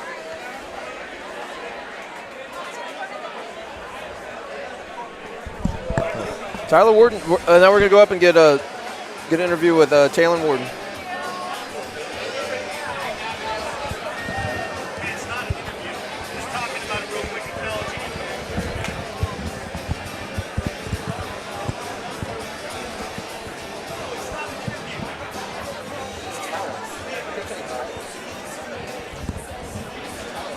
Ladies and gentlemen, before we get underway with the NFA 22 main card, the NFA would like to recognize a greatness in MMA locally. Ladies and gentlemen, please welcome Talon Warden. Congratulations on returning from Greece, where he won his 3rd Youth MMA World Championship. Guys, this kid is 14 years old. 14 years old, wrestling champion, MMA champion. That is crazy. Such a young age. You want to talk about hard matching? When he turns 18, that's going to be a hard one to match. He'll have to travel around. Ladies and gentlemen, it's time now to begin the NFA 22 main card. Now making his way to the NFA cage, Christian Binswanger. So this fight is brought to you by HKA USA. As we talk about Christian Binswanger, he took this fight on a couple days' notice. He was supposed to be on this card anyway, but things kept falling through, so he should be prepared. He has wins over Javante Knight, which is notable. This is his NFA debut, though. He is coming off a loss to Chad Hinton, who we'll see fight later as well. Yeah, he's won 5 out of his last 6 when I looked it up, too. So he's trying to rebound right now, and he's got a tough fight to do that with tonight, Abraham. Yeah, Abraham is he's one of our young upcomers. A lot of hype on him. This is a step up in competition for him, though, but he seems to be ready for it.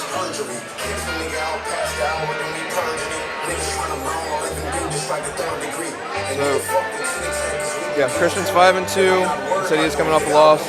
Chad Hinton's no slouch, though. Chad Hinton is a really good fighter as well, and it went to the decision loss. So he did get that experience in.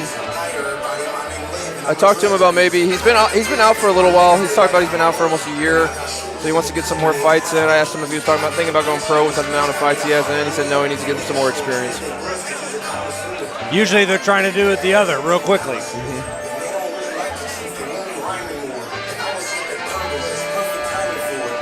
His opponent now making his way to the NFA cage, Abraham Alcanas. Abraham Alcanas, now he's been on a roll. He's just been plowing through people. Here's what I'll say about him. This kid is in the gym all the time. He's a buddy of mine, so I'm a little biased. But he's one of those kids that you see living in the gym. He's doing professional strength conditioning work with Matt Owen. He goes to 2 different gyms, War Eagle down in Cape Girardeau area with Cody Kellison, and then he's up here at Wolves Den with Mop. Him and Caleb Woodside travel together, train together. Caleb just turned pro. He's 2-0. Abraham is that guy. He loves to fight. Long, lanky. Every time I stand next to him, I forget how tall he was, and I'm just like, do you just keep growing? His length is great. His striking, he's got this cool little rhythm to it, switch up. It's a lot like Sean Woodson. Oh, he also has in his corner D-Ray Ivy, who's a decent striking coach himself, so that'll help him with his hands. Yes, D-Ray and Cody run that gym down there. He has a lot of kickboxing experience too, from what I noticed. He's a lifer for this. You know, this is. He told me one day this is his dream. This is what he's meant to do. He's very confident. Talking to him. He don't even look like he's sweating. I wonder if he warmed up. Well, some guys don't like to warm up. You never know. I don't know what that was. I don't know. Like I said, there's some bad blood going into this due to the last-minute switch. Ladies and gentlemen, this bout is scheduled for 3 3-minute rounds in the NFA featherweight division, brought to you tonight by HKA USA, the best combat gear in the business. And now, introducing to you first, fighting out of the blue corner. This wrestler stands 5'6", weight in 145 pounds. He holds a 5-2 amateur record, representing Combat Academy, fighting out of Moberly, Missouri. Christian, the Meat Hammer Binswanger. Thing. His opponent across the NFA cage, fighting out of the red corner, is a Mop Jitsu fighter standing 6 foot tall, weight in 145.1 pounds. He holds a perfect 3-0 amateur MMA record, representing Wolves Den and War Eagle, fighting out of Cape Girardeau, Missouri, Abraham the Sniper Alcaraz. Your referee in charge of this bout, Josh Stewart. Who requested the knees to the head? Abe did. Abe did. He's going to look for that then. Yeah. That's what I thought you were going to say, and yeah. The agreement was so that Abe would take the fight. He wanted knees to the head, no touch of the gloves. You know what that means. Christian Bangwinger is out of Ricky Davison's gym. With a meat hammer with a big shot right there. Abe felt like Tanner's been ducking him, so he said he's going to take it out on Christian. And that kind of started the bad blood. I believe Abe's been talking a lot of stuff on social media since the change. He's got that single leg, but he's not doing much with it at the moment. He's that ankle pick, but he just switched off. Yeah, just switched feet. Good job. Good balance there by Abraham.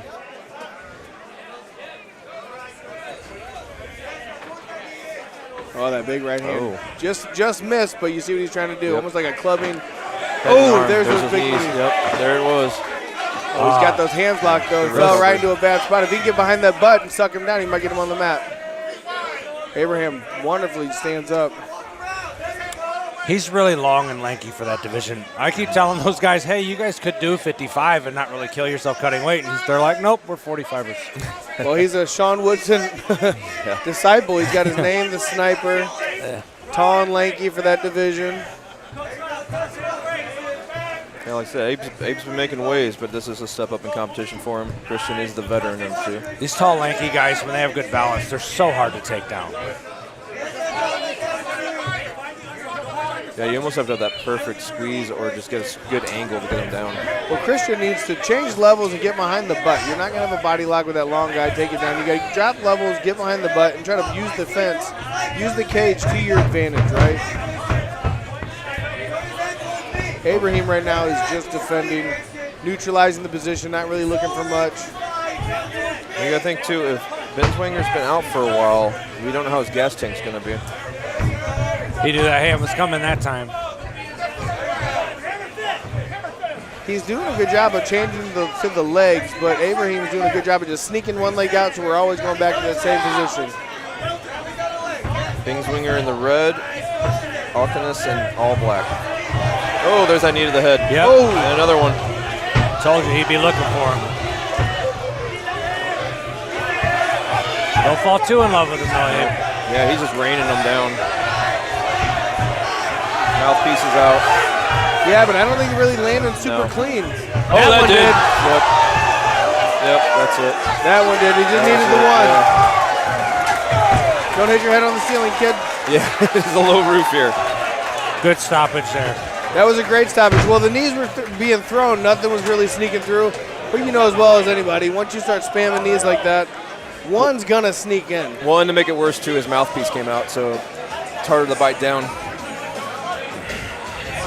Yeah, after you said knees were allowed to the head and I thought about it a bit, I'm like, I bet Abe is the one that asked for it. And if he asked for it, he was going to find him.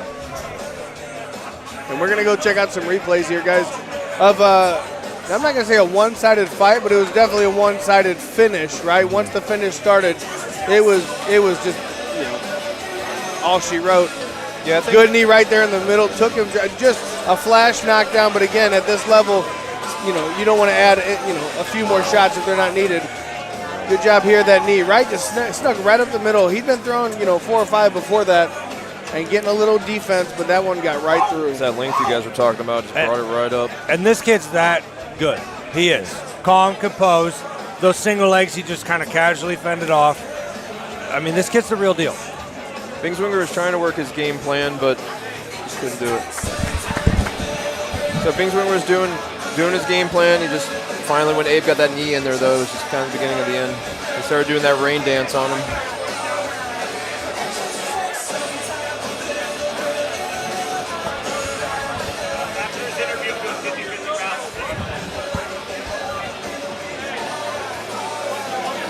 Thank you, HKA USA, for sponsoring this fight.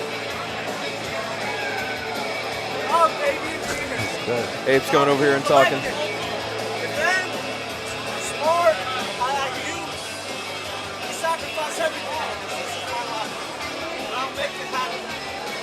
Yeah, he's just confirming what you talked about, Jordan. So Abe came over here and was just letting us know this is his life. He's sacrificing everything for this. That's exactly what Jordan Dowdy was talking about earlier. He's all in. Very impressive NFA debut. Like I said, I've heard a lot about him, so I knew he was going to come in pretty hot. Unfortunately, the opponent changed there at the end, but it didn't seem like it affected him any.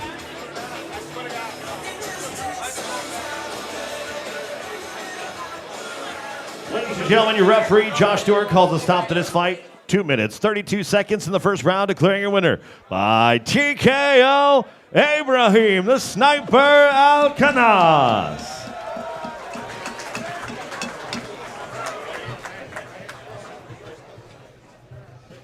I'm here with the winner, Ibrahim. Great show of sportsmanship right here.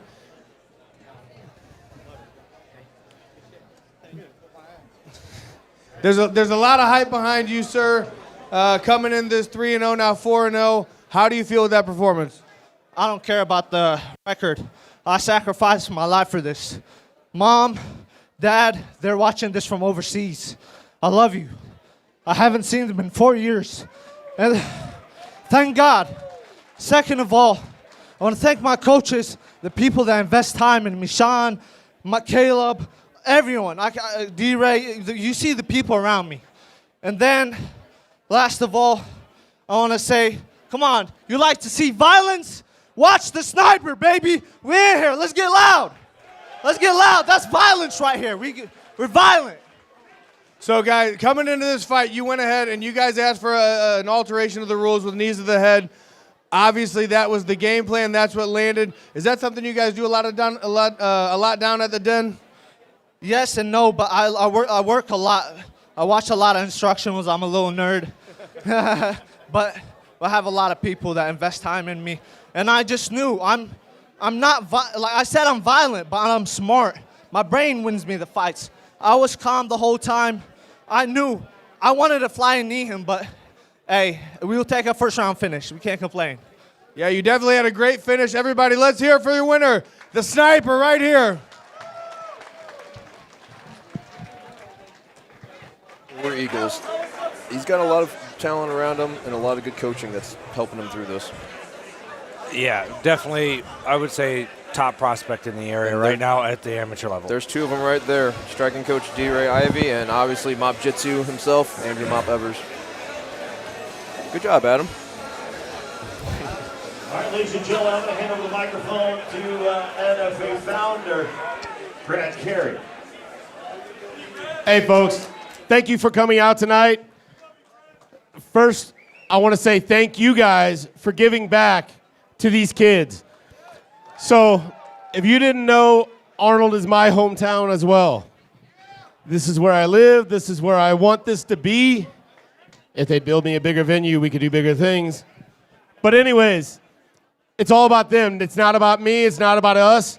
Tonight, you guys raised $708 So half of that will be $354 that goes to these kids to go send them off to camps and stuff like that. And these are your future police officers that want to stick their neck out and be first line of defense for all of us in our future. So I thank you guys for thanking them. So Matt here is going to draw the winner.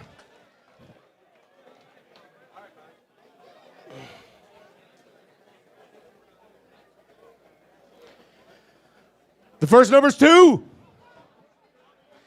8 0 6 5 2 280 652.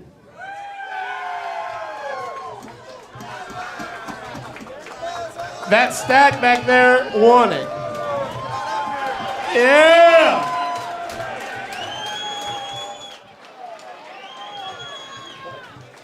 I think he spent half the pot putting that in there, man. Congratulations.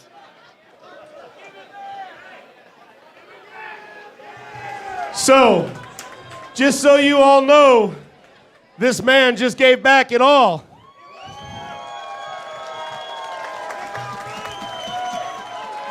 So if you need any electrical services, call MRM Services. That man just gave back. Not just that, we're gonna match what the half of the pot was, so we're gonna up it, so it'll be $1,000. So let's get on with the rest of the night. You guys ready? Wow, Bubba, that was awesome, man. Congratulations. That was great.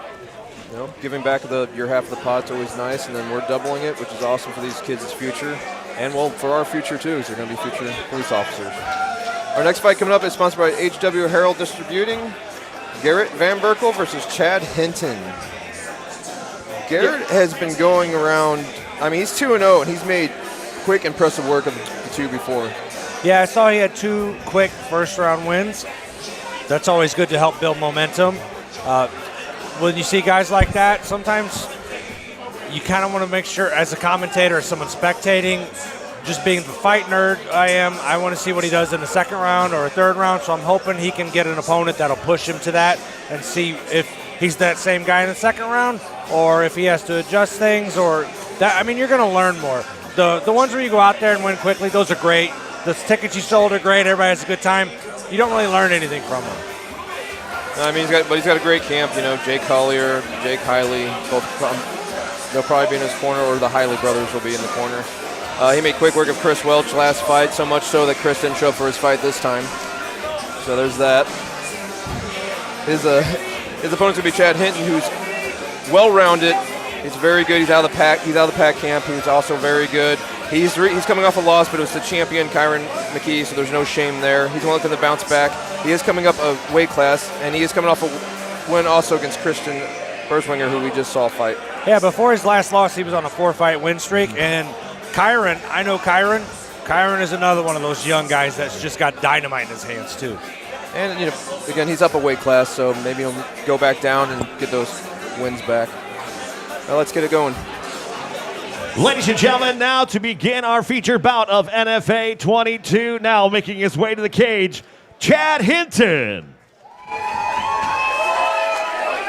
I said, he's out of that group of pack. A lot of good fighters out of there. You got him, Skinny B, Bryce Kaiser, who we saw fight today. You have Zasan Gist, who's another great prospect. Kind of the top in the Illinois area, honestly. Funny, Illinois guy coming out to a Nelly St. Louis song. Making us wait with anticipation. Yeah, Hinton's got he's a good ground game. He's been working on his striking. Yeah, I do think he got a little exposed against Kyron. He didn't move his head enough, and Kyron started kind of picking at him.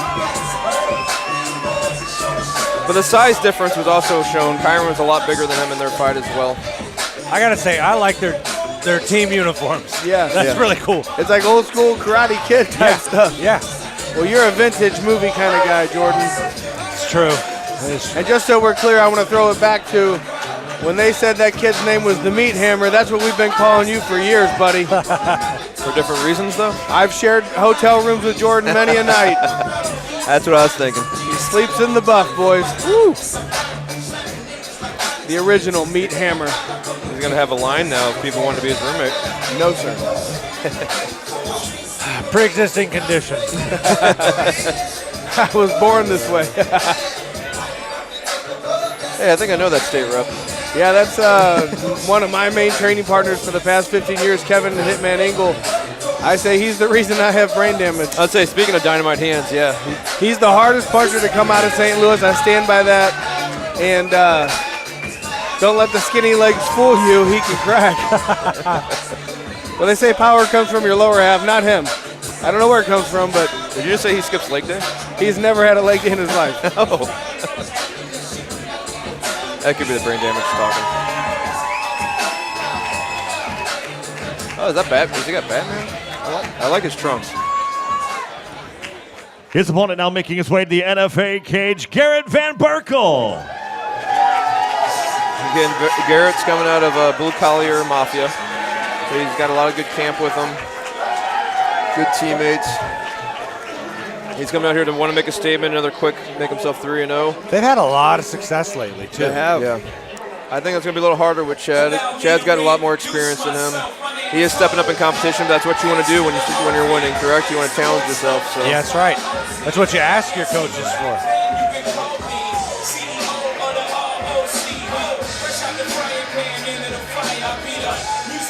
We're back home, so we're in a little bit smaller venue, so we thought we'd put out some fireworks for everybody.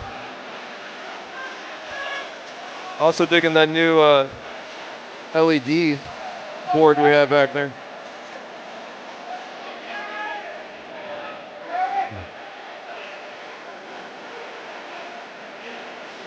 Yep, that's what I thought. You have to have the Jakes will be cornering him. He's one of their top prospects, so that would make a lot of sense.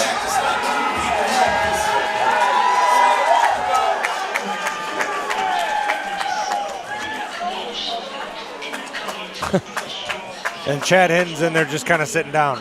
Yeah. His coach, Black Orberby, he's good coach, obviously. He's got these kids in the pack working well. Yeah, it's nothing new to Chad. He's used to being in enemy territories. He kind of shrugged, Gary got the big pop, he kind of shrugged it off. Well, Chad is he's staring a hole through Garrett right now. Ladies and gentlemen, this bout is scheduled for 3 3-minute rounds in the NFA featherweight division, brought to you tonight by H.W. Harold Distributing. And now, introducing to you first, fighting out of the blue corner.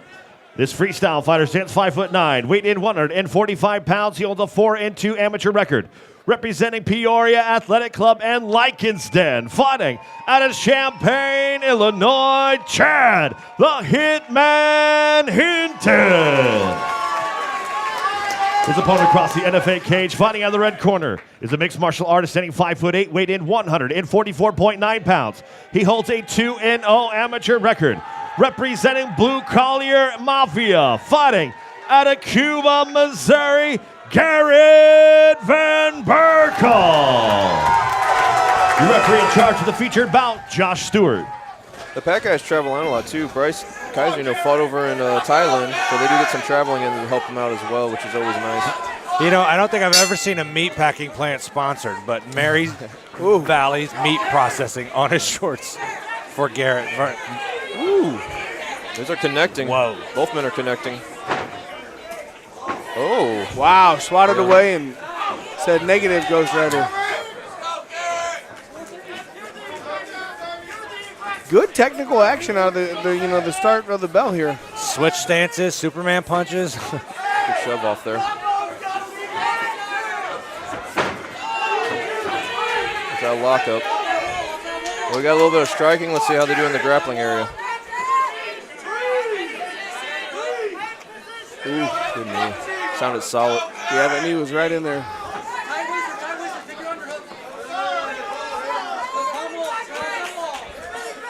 Chad Hinton trying to have wrist control here. That's good. I like that. Oh, back fist. Nice. Barely missed. That hit shoulder. That was a nice overhand right, but it blasted shoulder. Both these boys are just missing. Garrett looks to be a little bit shorter, so I would think the reach is in the form of or in the favor of Chad, but it looks like Garrett's actually landing at better range. Garrett got through on those. And though Chad's coming up in a weight class, he's not much smaller than Garrett. Garrett's definitely thicker. Garrett's thicker, but I don't think there's as much. I think the size advantage goes to Chad a little bit. He's bigger. Oh, good takedown. Good timing. He wants him up. Yeah. That's a form of dominance. Yeah. I can if I want to. I just gotta make sure you don't get clipped. Well, like we said, if there is a weakness in Hinton's game, it's his striking, and I'm sure that's what they were probably training for. That's the game plan. Oh, good calf kick. Good leg kick right there.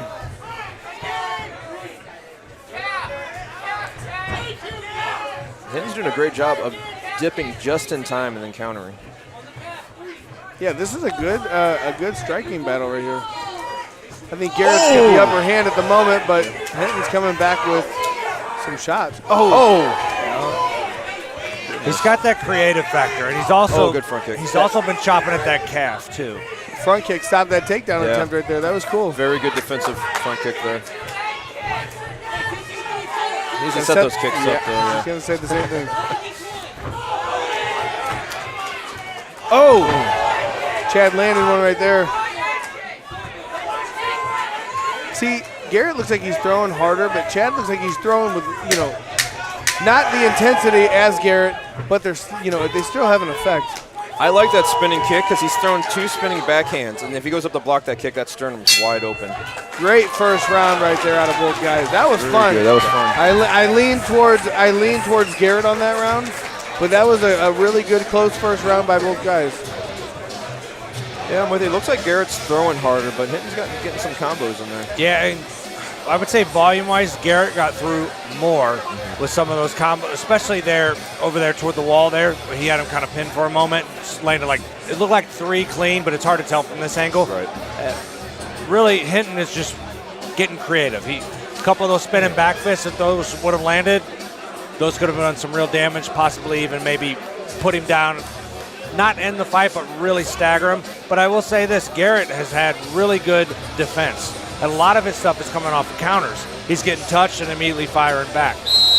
Well, Hinton's game plan, too, like I said earlier, that he threw 2 of those fists, so he decided to go with a spinning kick, and he could have caught him if he would have put up for that spinning hand and then ate that in the diaphragm. Bro, you talk about the meat processing sponsor. You do know that everybody down there, all they do is hunt. I know. That's why I said I like that. 1,000%. He probably does the meat processing. Yeah, we're getting his sponsorship money. Oh, yeah, those are the good boys, the good old boys. Speaking of HW Herald Distributing is sponsoring this fight. So, yeah, see? He's bringing that right hand up to defend, and he's timing his responses. Oh! Good timing on that kick, almost a knee to the face.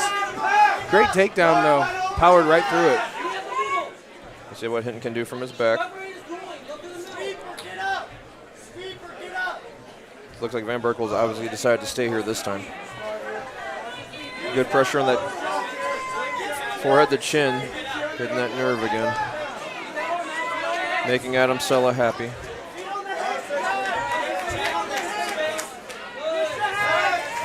Swings up for an armbar. That looks good. That looks nice. He got out. I think. Nope. Wait. Nope. No. He's back in it. That is tight. He gets out. He lost it. What a beautiful transition. Going to Oma. Oh, wow. Look at this. This is trouble for Garrett. That was a sweet armbar, and then when he lost it, good transition to an omoplata. These are hard to finish, though. These are very. It's hard to finish, but the way he is, there he goes. He starts figure four in his legs a little bit. This sucks. I would just hold this position. Yeah. I would just sit there. Either way, you're winning the fight. Well, you could also hammer fist from here. Yes, exactly. Oh, you want to cross-face him. This is like Chris Crippler cross-face. Holy Crippler shit. cross-facing him. Wow. New submission of the night, boys. New submission of the night. Wow. Wow, that was impressive. That was very impressive. The sequence to set that up was pretty crazy. I told you, don't count those. I told you, don't count those Pac guys out. They've been building quite a nice group there. Their big three are. Let's go over this finish right here. Yeah, that was impressive. So this is almost like the old Carlos Newton Bulldog choke. Yeah. Ooh. And then he brought him back. Wow. Went from like a crippler crossface to a choke. Wow. That was impressive. The whole series from the armbar to the omoplata to set that up. And man, you don't see, there's only been a handful of like omoplata submissions that you've ever seen in like the UFC. Yeah. Very limited. That was one that looked like it could have done it because depending on your shoulder stability and how flexible it is, those could really hurt. Yeah, Matt Sella's one of the few because that's what they always talk about, how he actually finished one. That was very impressive. He lost the armbar a couple times, adjusted every time, and then he swimmed into the swimmed into a crossface, straight into, I guess that was a choke / Kimura type thing. I don't even know. Yeah. Wow.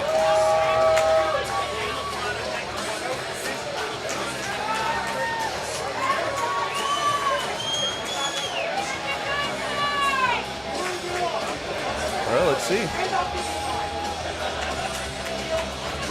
Ladies and gentlemen, your referee Josh Stewart calls a stop to this fight. 1 minute 35 seconds into the second round for your winner by tap out due to one of the most unique submissions I've ever seen. An omoplata neck crank, Chad the Hitman Hinton. I'm here with your winner, Chad Hinton. Chad, addressing the elephant in the room, that was some cool shit. Is that transition from the armbar to the omoplata, and then you got, if anybody's a wrestling fan, like the crippler crossface over there, is that something you do all the time, or is that just kind of flying off the cuff? I've always been really good at arm bars. Omoplata comes from my original jiu-jitsu professor, Jack McVicker. He was really good with omoplatas. Over the years, I've figured out different ways of how to finish it, how to get the breaking mechanics there. That's one of my favorite finishes. I say everything in grappling is all about negotiation, so I had to make a strong one. Yeah, and that was an awesome transition to notice that as Mike Kendall said, the neck crank was right there. That was a very high-level move to kind of see and to kind of really put a stamp on the finish. So we do have a replay right here. Yeah, so when I get that neck crank there, that's just to solidify the position so he can't escape my omoplata. It's really not for a choke. Yeah, no, it definitely was pretty solid. We look forward to seeing you again. What do you want next?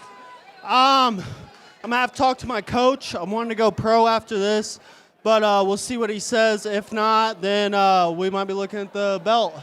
Well, I would have to say that after a performance like that, that next step would not be an argument from anyone in the room. Ladies and gentlemen, Chad Hinton.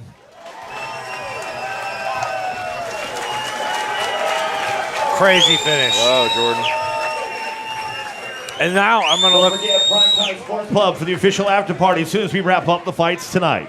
And I'm going to look forward to what Garrett's going to bring back the next time because he was looking good too. He just got caught in a crazy sequence. It was a great fight until Hinton just started throwing off those arm bars, and that was fun. That was fun. Thank you, HW Herald Distributing, for sponsoring that fight. Yeah, that's to me sub of the night so far. That's performance of the night. That was a good fight too. That was fun. It was very competitive, and then to end it with a exclamation point like that, that was cool, man.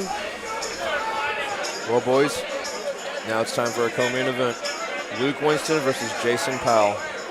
Yeah, this should be a good fight. Luke Winston, kind of a wild man. Never shies away from anything. Jason Powell, a gamer. Been in the game a long time and always down to for a scrap. Yeah, Luke's wanting to take the Powell name, and Powell's wanting to show he's still relevant. Luke's never taken an easy fight. He's actually told me every time he wants hard fights. This one came about. Powell's always game, as we know. He's always there for a leg lock. You always got to watch those. He's very good at those. So let's get this going. Ladies and gentlemen, it's now time for the professional portion of tonight's NFA 22. We head now to our co-main event of the evening now, making his way to the cage, Jason Powell. So Jason Powell started off a little rough. He had an 0-5 start to his pro career. He's now on a 2-fight win streak. Like you said, he's a wild man. He's a character. His leg locks are well known in our area. He's got a big name in our area. And he's kind of got a younger version of him kind of across the cage from him. Yeah, well, Jason is definitely he's a showman for sure, but he is absolutely a jiu-jitsu guy through and through. You know, the thing with Jason, he's done a lot of jiu-jitsu tournaments lately. I've seen him out there competing. I've seen him winning. And he just did another, I think an 8-man tournament about a year or so ago. But he definitely wants to come out and prove a point and show that he is still here to stay. He surprised me because he told me he was 47 years old, and I thought he was messing with me. I had to Google it and look it up. I think he looks pretty good for 47. Yeah, no, definitely for sure. He is aging wonderfully. He was in a black belt match about 3 weeks ago on the Strange Hands card against another local black belt. He performed well in that too. Yeah, no, he competes. That's the thing, man. Once you stop moving, you know, that's the problem. He stayed moving and has his own academy and everything like that. So this is going to be great. So this one's, I've been talking about this one's a weird one for me. So obviously I'm longtime friends, and I was a training partner with Jason Powell. I started coaching Luke when he first started, so it's kind of like it was a weird matchup for me. I didn't think they would fight each other out of respect, but they actually both said they respect each other. Let's go ahead and do it. Now Luke's about to come out. He's going to do a tribute to Kerry Hiwaki Tohwaga. I probably butchered that name. The actor for Shang Tsung. As you know, he's a big Mortal Kombat fan, and he passed away just recently. His opponent now making his way to the NFA cage, Luke Winston.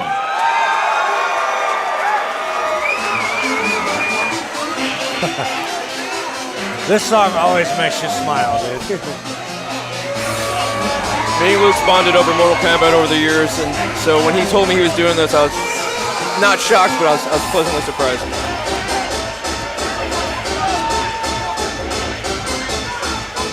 Some of us that grew up in Mortal Kombat, losing him was a little rough, a little bit of our childhood. The thing about that movie was I remember being a kid and I begged my parents to order it. And back then, you ordered a pay-per-view movie, you had it all day, remember? Yeah. I watched that movie the whole damn day, me and my brother. Honestly, I still watch it sometimes. Like when I want to go to sleep, and it's just something I want to put on, you know, I can fall asleep to. Not because it's bad, because I've watched it so many times, you just remember it. So I watch all of them in order, and then there's also a series on YouTube that's little short clips. That's fantastic. Oh, I think great, Michael Jai White. I think he's in there. Yeah, he plays Jackson. It's awesome, and now they got the new one, and they're coming out with another sequel to that. Yep. I'm pumped. You know what? Let's fight. Do it. Luke, you made us talk about Mortal Kombat more than you. Yeah, sorry, Luke. Good job, bud. Luke's had one of the hardest amateur fight rosters if you look at it, people he's fought coming into pro, and he took a hard pro fight in his first. Once again, ladies and gentlemen, this is the NFA 22 co-main event of the evening. Scheduled for 3 5-minute rounds in the NFA Professional Lightweight Division. Brought to you tonight by Unrivaled Realty, Brad Carey Realtor. And now, introducing to you first, fighting out of the blue corner. This berserker-style fighter stands 5'7", weighing in 155.6 pounds. He holds a professional 2-5 record. Representing Honey Badger Martial Arts, Jason Baba Yaga Powell. His opponent across the cage, fighting out of the red corner, is a catch wrestler standing 5'11", weighing in 155.1 pounds. He holds a professional record, 1 wins, 0 defeats. Representing Han MMA, fighting out of Barnhart, Missouri, Luke Sub-Zero Winston. Your referee in charge of this co-main event, Nadim Navalich. All right, boys, let's have a clean fight. If you want to obey my commands at all times, touch gloves, and let's go. Right away. Jason is coming up a weight class for this, but obviously has a big edge in experience. Well, the thing about Luke is, like you were saying, he had a really tough amateur run, took on all the tough fights, turned pro in his pro debut, had a rematch of one of those and won. Yeah, beat a guy that beat him. He's come a long way, and he's had some tough fights that he looked really good in, too, that just didn't go his way at the amateur level.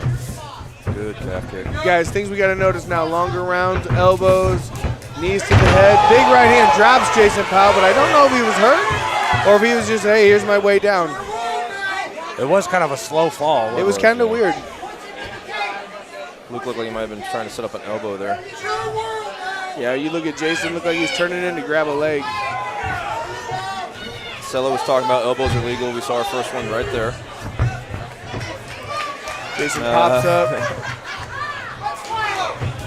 Good calf kick right there. Luke's a good wrestler. It's going to be hard to take him down. Good elbows, good knees. Jason's trying to time. Jason looks hurt. Jason's hurt a bit. Jason only goes backwards when he's clipped. He doesn't know any other way.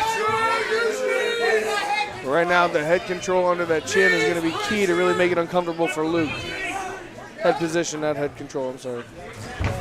I always like that hand under the chin move there. You don't see it often enough. Yeah. Where the head goes, the body goes. Yeah, hurt leg. Jason's knees hurt. Yeah, that was weird. Well, he has a surgically repaired leg, so he might be in trouble. He's tapping out. His knee's hurt. He hurt his knee. That's not the way we want to see this fight end. That could be why he was backing up.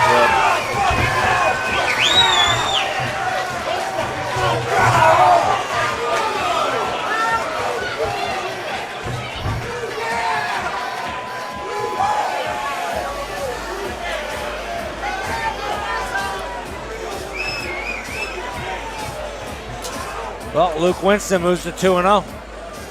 Yes, he does. That was Two impressive first fights, too. Yeah, he didn't take it easy on himself out the gate. So No, he told me he wants hard fights. Fair ones, but he wants hard ones. He doesn't, a lot of pros want like the first three to be kind of like, well, we'll say 70, some only 30. do that. Yeah, so. And some only fight exclusively for one brand and at only a couple weight classes because they sell so many tickets. Jordan Dowdy taking shots out here. Yeah. But if you know what he's talking about, then you know. Everybody knows. Everybody knows. Yep. So. If you feel implicated, you are. Oh, and he just got promoted. There you go. Purple belt's a big deal. Yep. The first advanced belt. It is a big deal. That's where I called it quits. I didn't have what you had. You pushed your way through to black belt, which is very impressive. Congratulations to Luke Winston on getting his purple belt. I wish the best for Jason. I hope he's okay. I hope everything works out. I hope that's not a surgically repaired one. If so, that's concerning. So. Yeah, it looked like it happened as he was backing up. Yeah.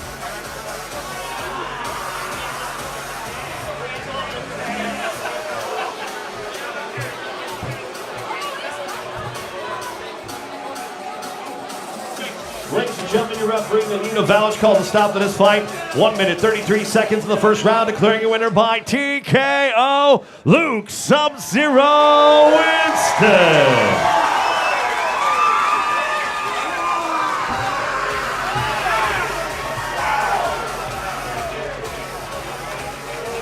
I'm here with the winner, Luke Winston. Congratulations on the win, man. That's not how we want to see the fight go down. How do you feel coming off? Now you're 2-0. What do you want next? Since that was kind of a weird situation. Jesus. Right. I don't even know what you said. So what I'm saying is, the fight ended in kind of a weird way. It wasn't a finish like you want to get normally. What do you want next? Since you didn't, it really wasn't much of a fight at that moment. Well, what I want next is my wife. But I don't know, man. I really like to just enjoy the holidays for the time being. And then 2026, I just want to be active. And I feel bad. I don't know why I feel bad, but if Jason wants to run it back, we can do that too. But, the goal is just forward. I want to keep moving forward, and I want to get, to where you got. And, I'd like to be on tough or something like that. That'd be pretty cool. But we're a long way away. But well, anything is possible, young man. Just stick to it, and your dreams come true. I want to say congratulations on the purple belt. This is not easy to get, right? They say the blue belt's kind of easy, purple is the hard one, and now you keep going. It only gets harder from here. So that's awesome to see. I would like to see you back in the cage. We don't know what happened with his leg. We'll go back and watch it. It is what it is. Things happen. He was telling me in the clinch that his knee was out, but I'm not a dirty fighter. I'm not going to stomp it, but if my knee gave out, I'd keep fighting till the fucking bell rang. That's why we're in here, so. Absolutely, guys. Let's hear it for your winner, undefeated 2-0, Luke Winston.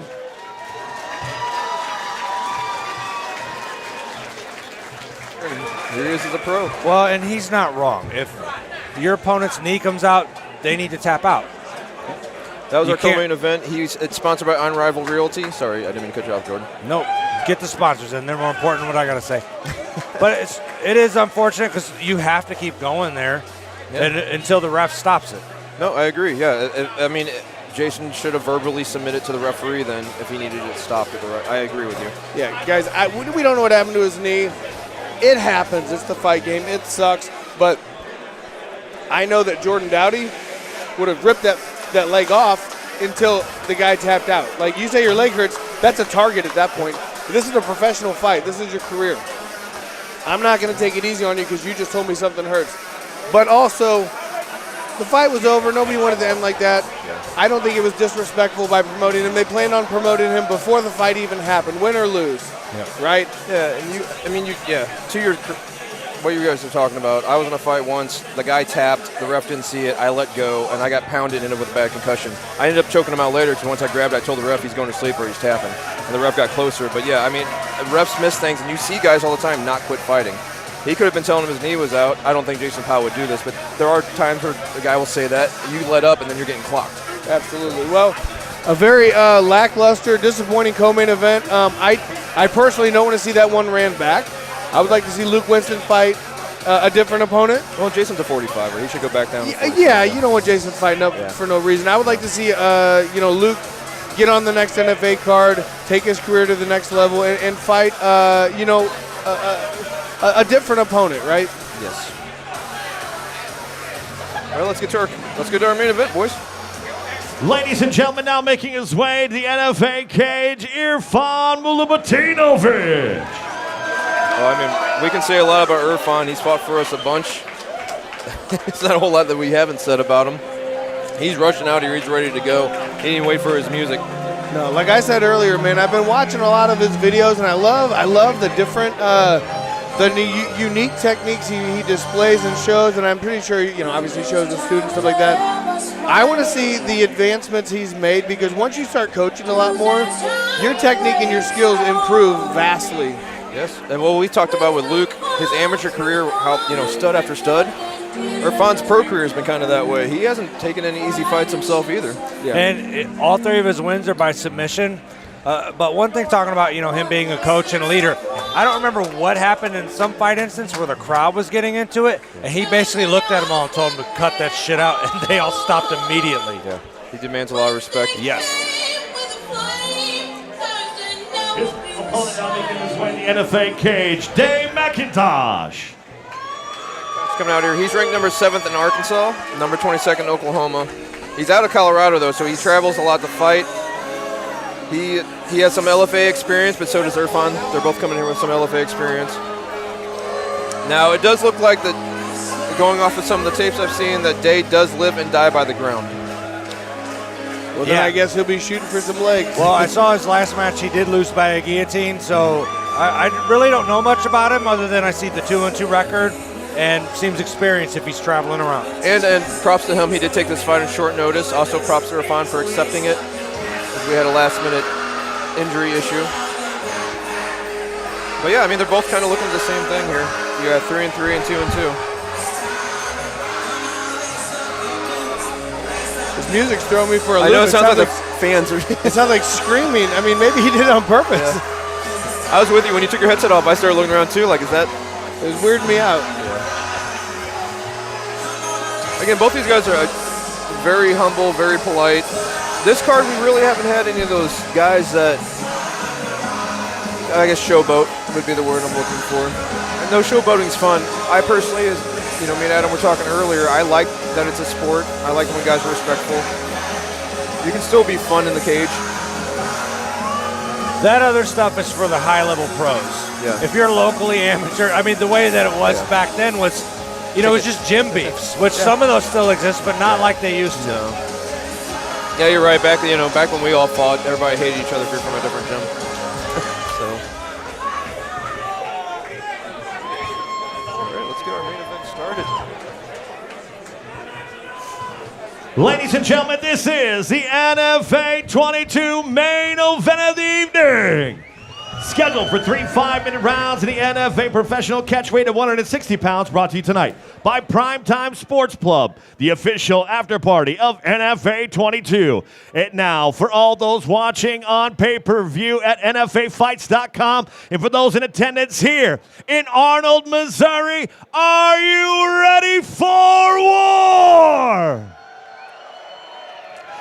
Introducing first, fighting out of the blue corner. This mixed martial artist stands 6 foot tall, weight in 159.1 pounds. He holds a professional record 3-3, representing Absolute Martial Arts and Diamond Dogs MMA, fighting out of St. Louis, Missouri, by way of Bosnia-Herzegovina, Irfan Mulubutinovic. His opponent across the cage, fighting out of the red corner, is a freestyle fighter standing 6'1", weight in 162 pounds. He holds a 2-2 professional MMA record, representing Real Deal Martial Arts, fighting out of Hot Springs, Arkansas, Day Buckshot McIntosh. Your referee in charge of the action, Josh Stewart. Gentlemen, we've been over the expectations. Listen for any instructions and protect yourself at all times. You guys want to touch now, do so, and let's have a fight.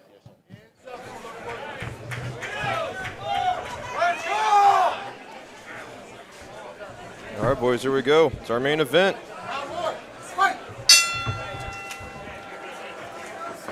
Irfan coming out banging. On him immediately. Oh, he dropped him. Irfan looking to finish this quick. But McIntosh gets in on the leg, working his way up. Wow, good job to get out of That was really good to get, you know. Oh, Irfan with a nice little toss. But McIntosh just hangs on, recovers.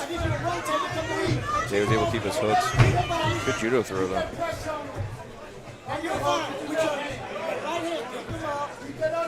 There, slowed it down a little bit. Big takedown at Irfan. Wow, ends up right in mount, too. That's slick. Higher mount here. Oh, those elbows. Oh, wow. Nice Josh. elbows. Yeah, Josh Stewart's in there. One of the best. He's watching. Those elbows are deadly, man. Those will slice you open. McIntosh is trying to get out the back door or something. Gotta watch them legs. He's got a triangle on him. Yeah. He's got a mounted triangle. Oh, he does. He's out. Got the armbar, though, right here. Beautiful transition right there. Good work by McIntosh. That is, yeah, but he's got right back to the triangle. It looks like it's pretty tight. It looks pretty tight, but he's hooked under the leg. McIntosh is not worried. It doesn't seem like. That's the problem, though. To get it tight when you cut that corner, you're open for strikes. McIntosh did what I call the fat guy sit out. He's clearly not fat, but. Irfan needs to cut that corner a little bit more. There's a little too much gap by that shoulder. He could just rain some elbows down from here, though. Boom. There he goes. Right there. You guys mic'd up. McIntosh doing a good job fighting out of this. Thought about a shoulder lock. Looked like he's going to switch, yeah. He's in a bad spot. But he's fighting out of it. That's good. Now he's just holding him so he can elbow him. Irfan getting dirty. I mean, that's a good position to strike from. It always has been. Looks like we got a little bit of blood. Just aim for the ear. Well, if McIntosh can survive, too, you got to wonder how much gas is Irfan blowing out, because he came out like a cannonball. He did for sure. But McIntosh doing a good job of staying alive in the bad spot. And now advancing position is taking Irfan's back. Irfan trying to turn into it. Nothing here. Side control into a mount. Wow. Looks like half guard elbows here. are back, yep. Yeah, but Guillotine. McIntosh is Guillotine. dripping. Yep, guillotine. Can't tell how deep it is. It looks okay. Irfan looks like he's okay. He's not. He's in the best position to defend it right now. McIntosh also isn't pinching that elbow down, so he's leaving space. Yeah, Irfan's in the traditional tripod here. Another name we call Jordan Dowdy, tripod. I apologize. All right, he's locked up that guard, stretching out Irfan out now. This is not good. McIntosh, he feels the finish. Usually the stretching out doesn't work. There's the tap. Wow, D. McIntosh. Wow. What a finish. Wow. Overcame adversity in the beginning of that round and then pulled out the win. Wow.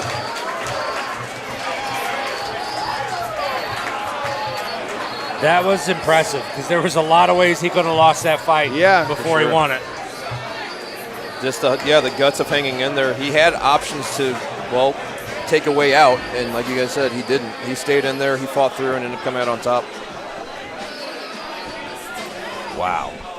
Yeah, he We got have a a replay nasty right cut here. there too. There you go. Jordan, walk us through this finish. Yeah, Well, I mean, usually you have to bring your shoulders up above theirs, but he must have extended them like perfectly there for it. It was wrapped under the chin the whole time. Wow, that transition there just ended up right on the back. Crazy. He went from a position where he was going to lose to getting up on top. Yeah. Wow. Good show of respect by Irfan.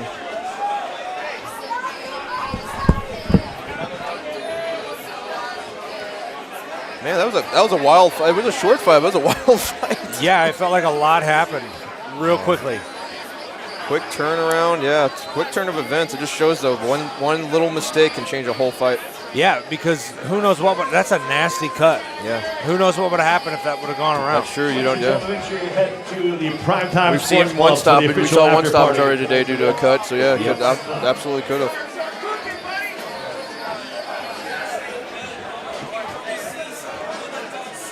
Ladies and gentlemen, your referee, Josh Stewart, calls the stop to this fight. 3 minutes, 1 in 16 seconds of the first round, declaring a winner by tap out due to guillotine choke, Dave Buckshot McIntosh.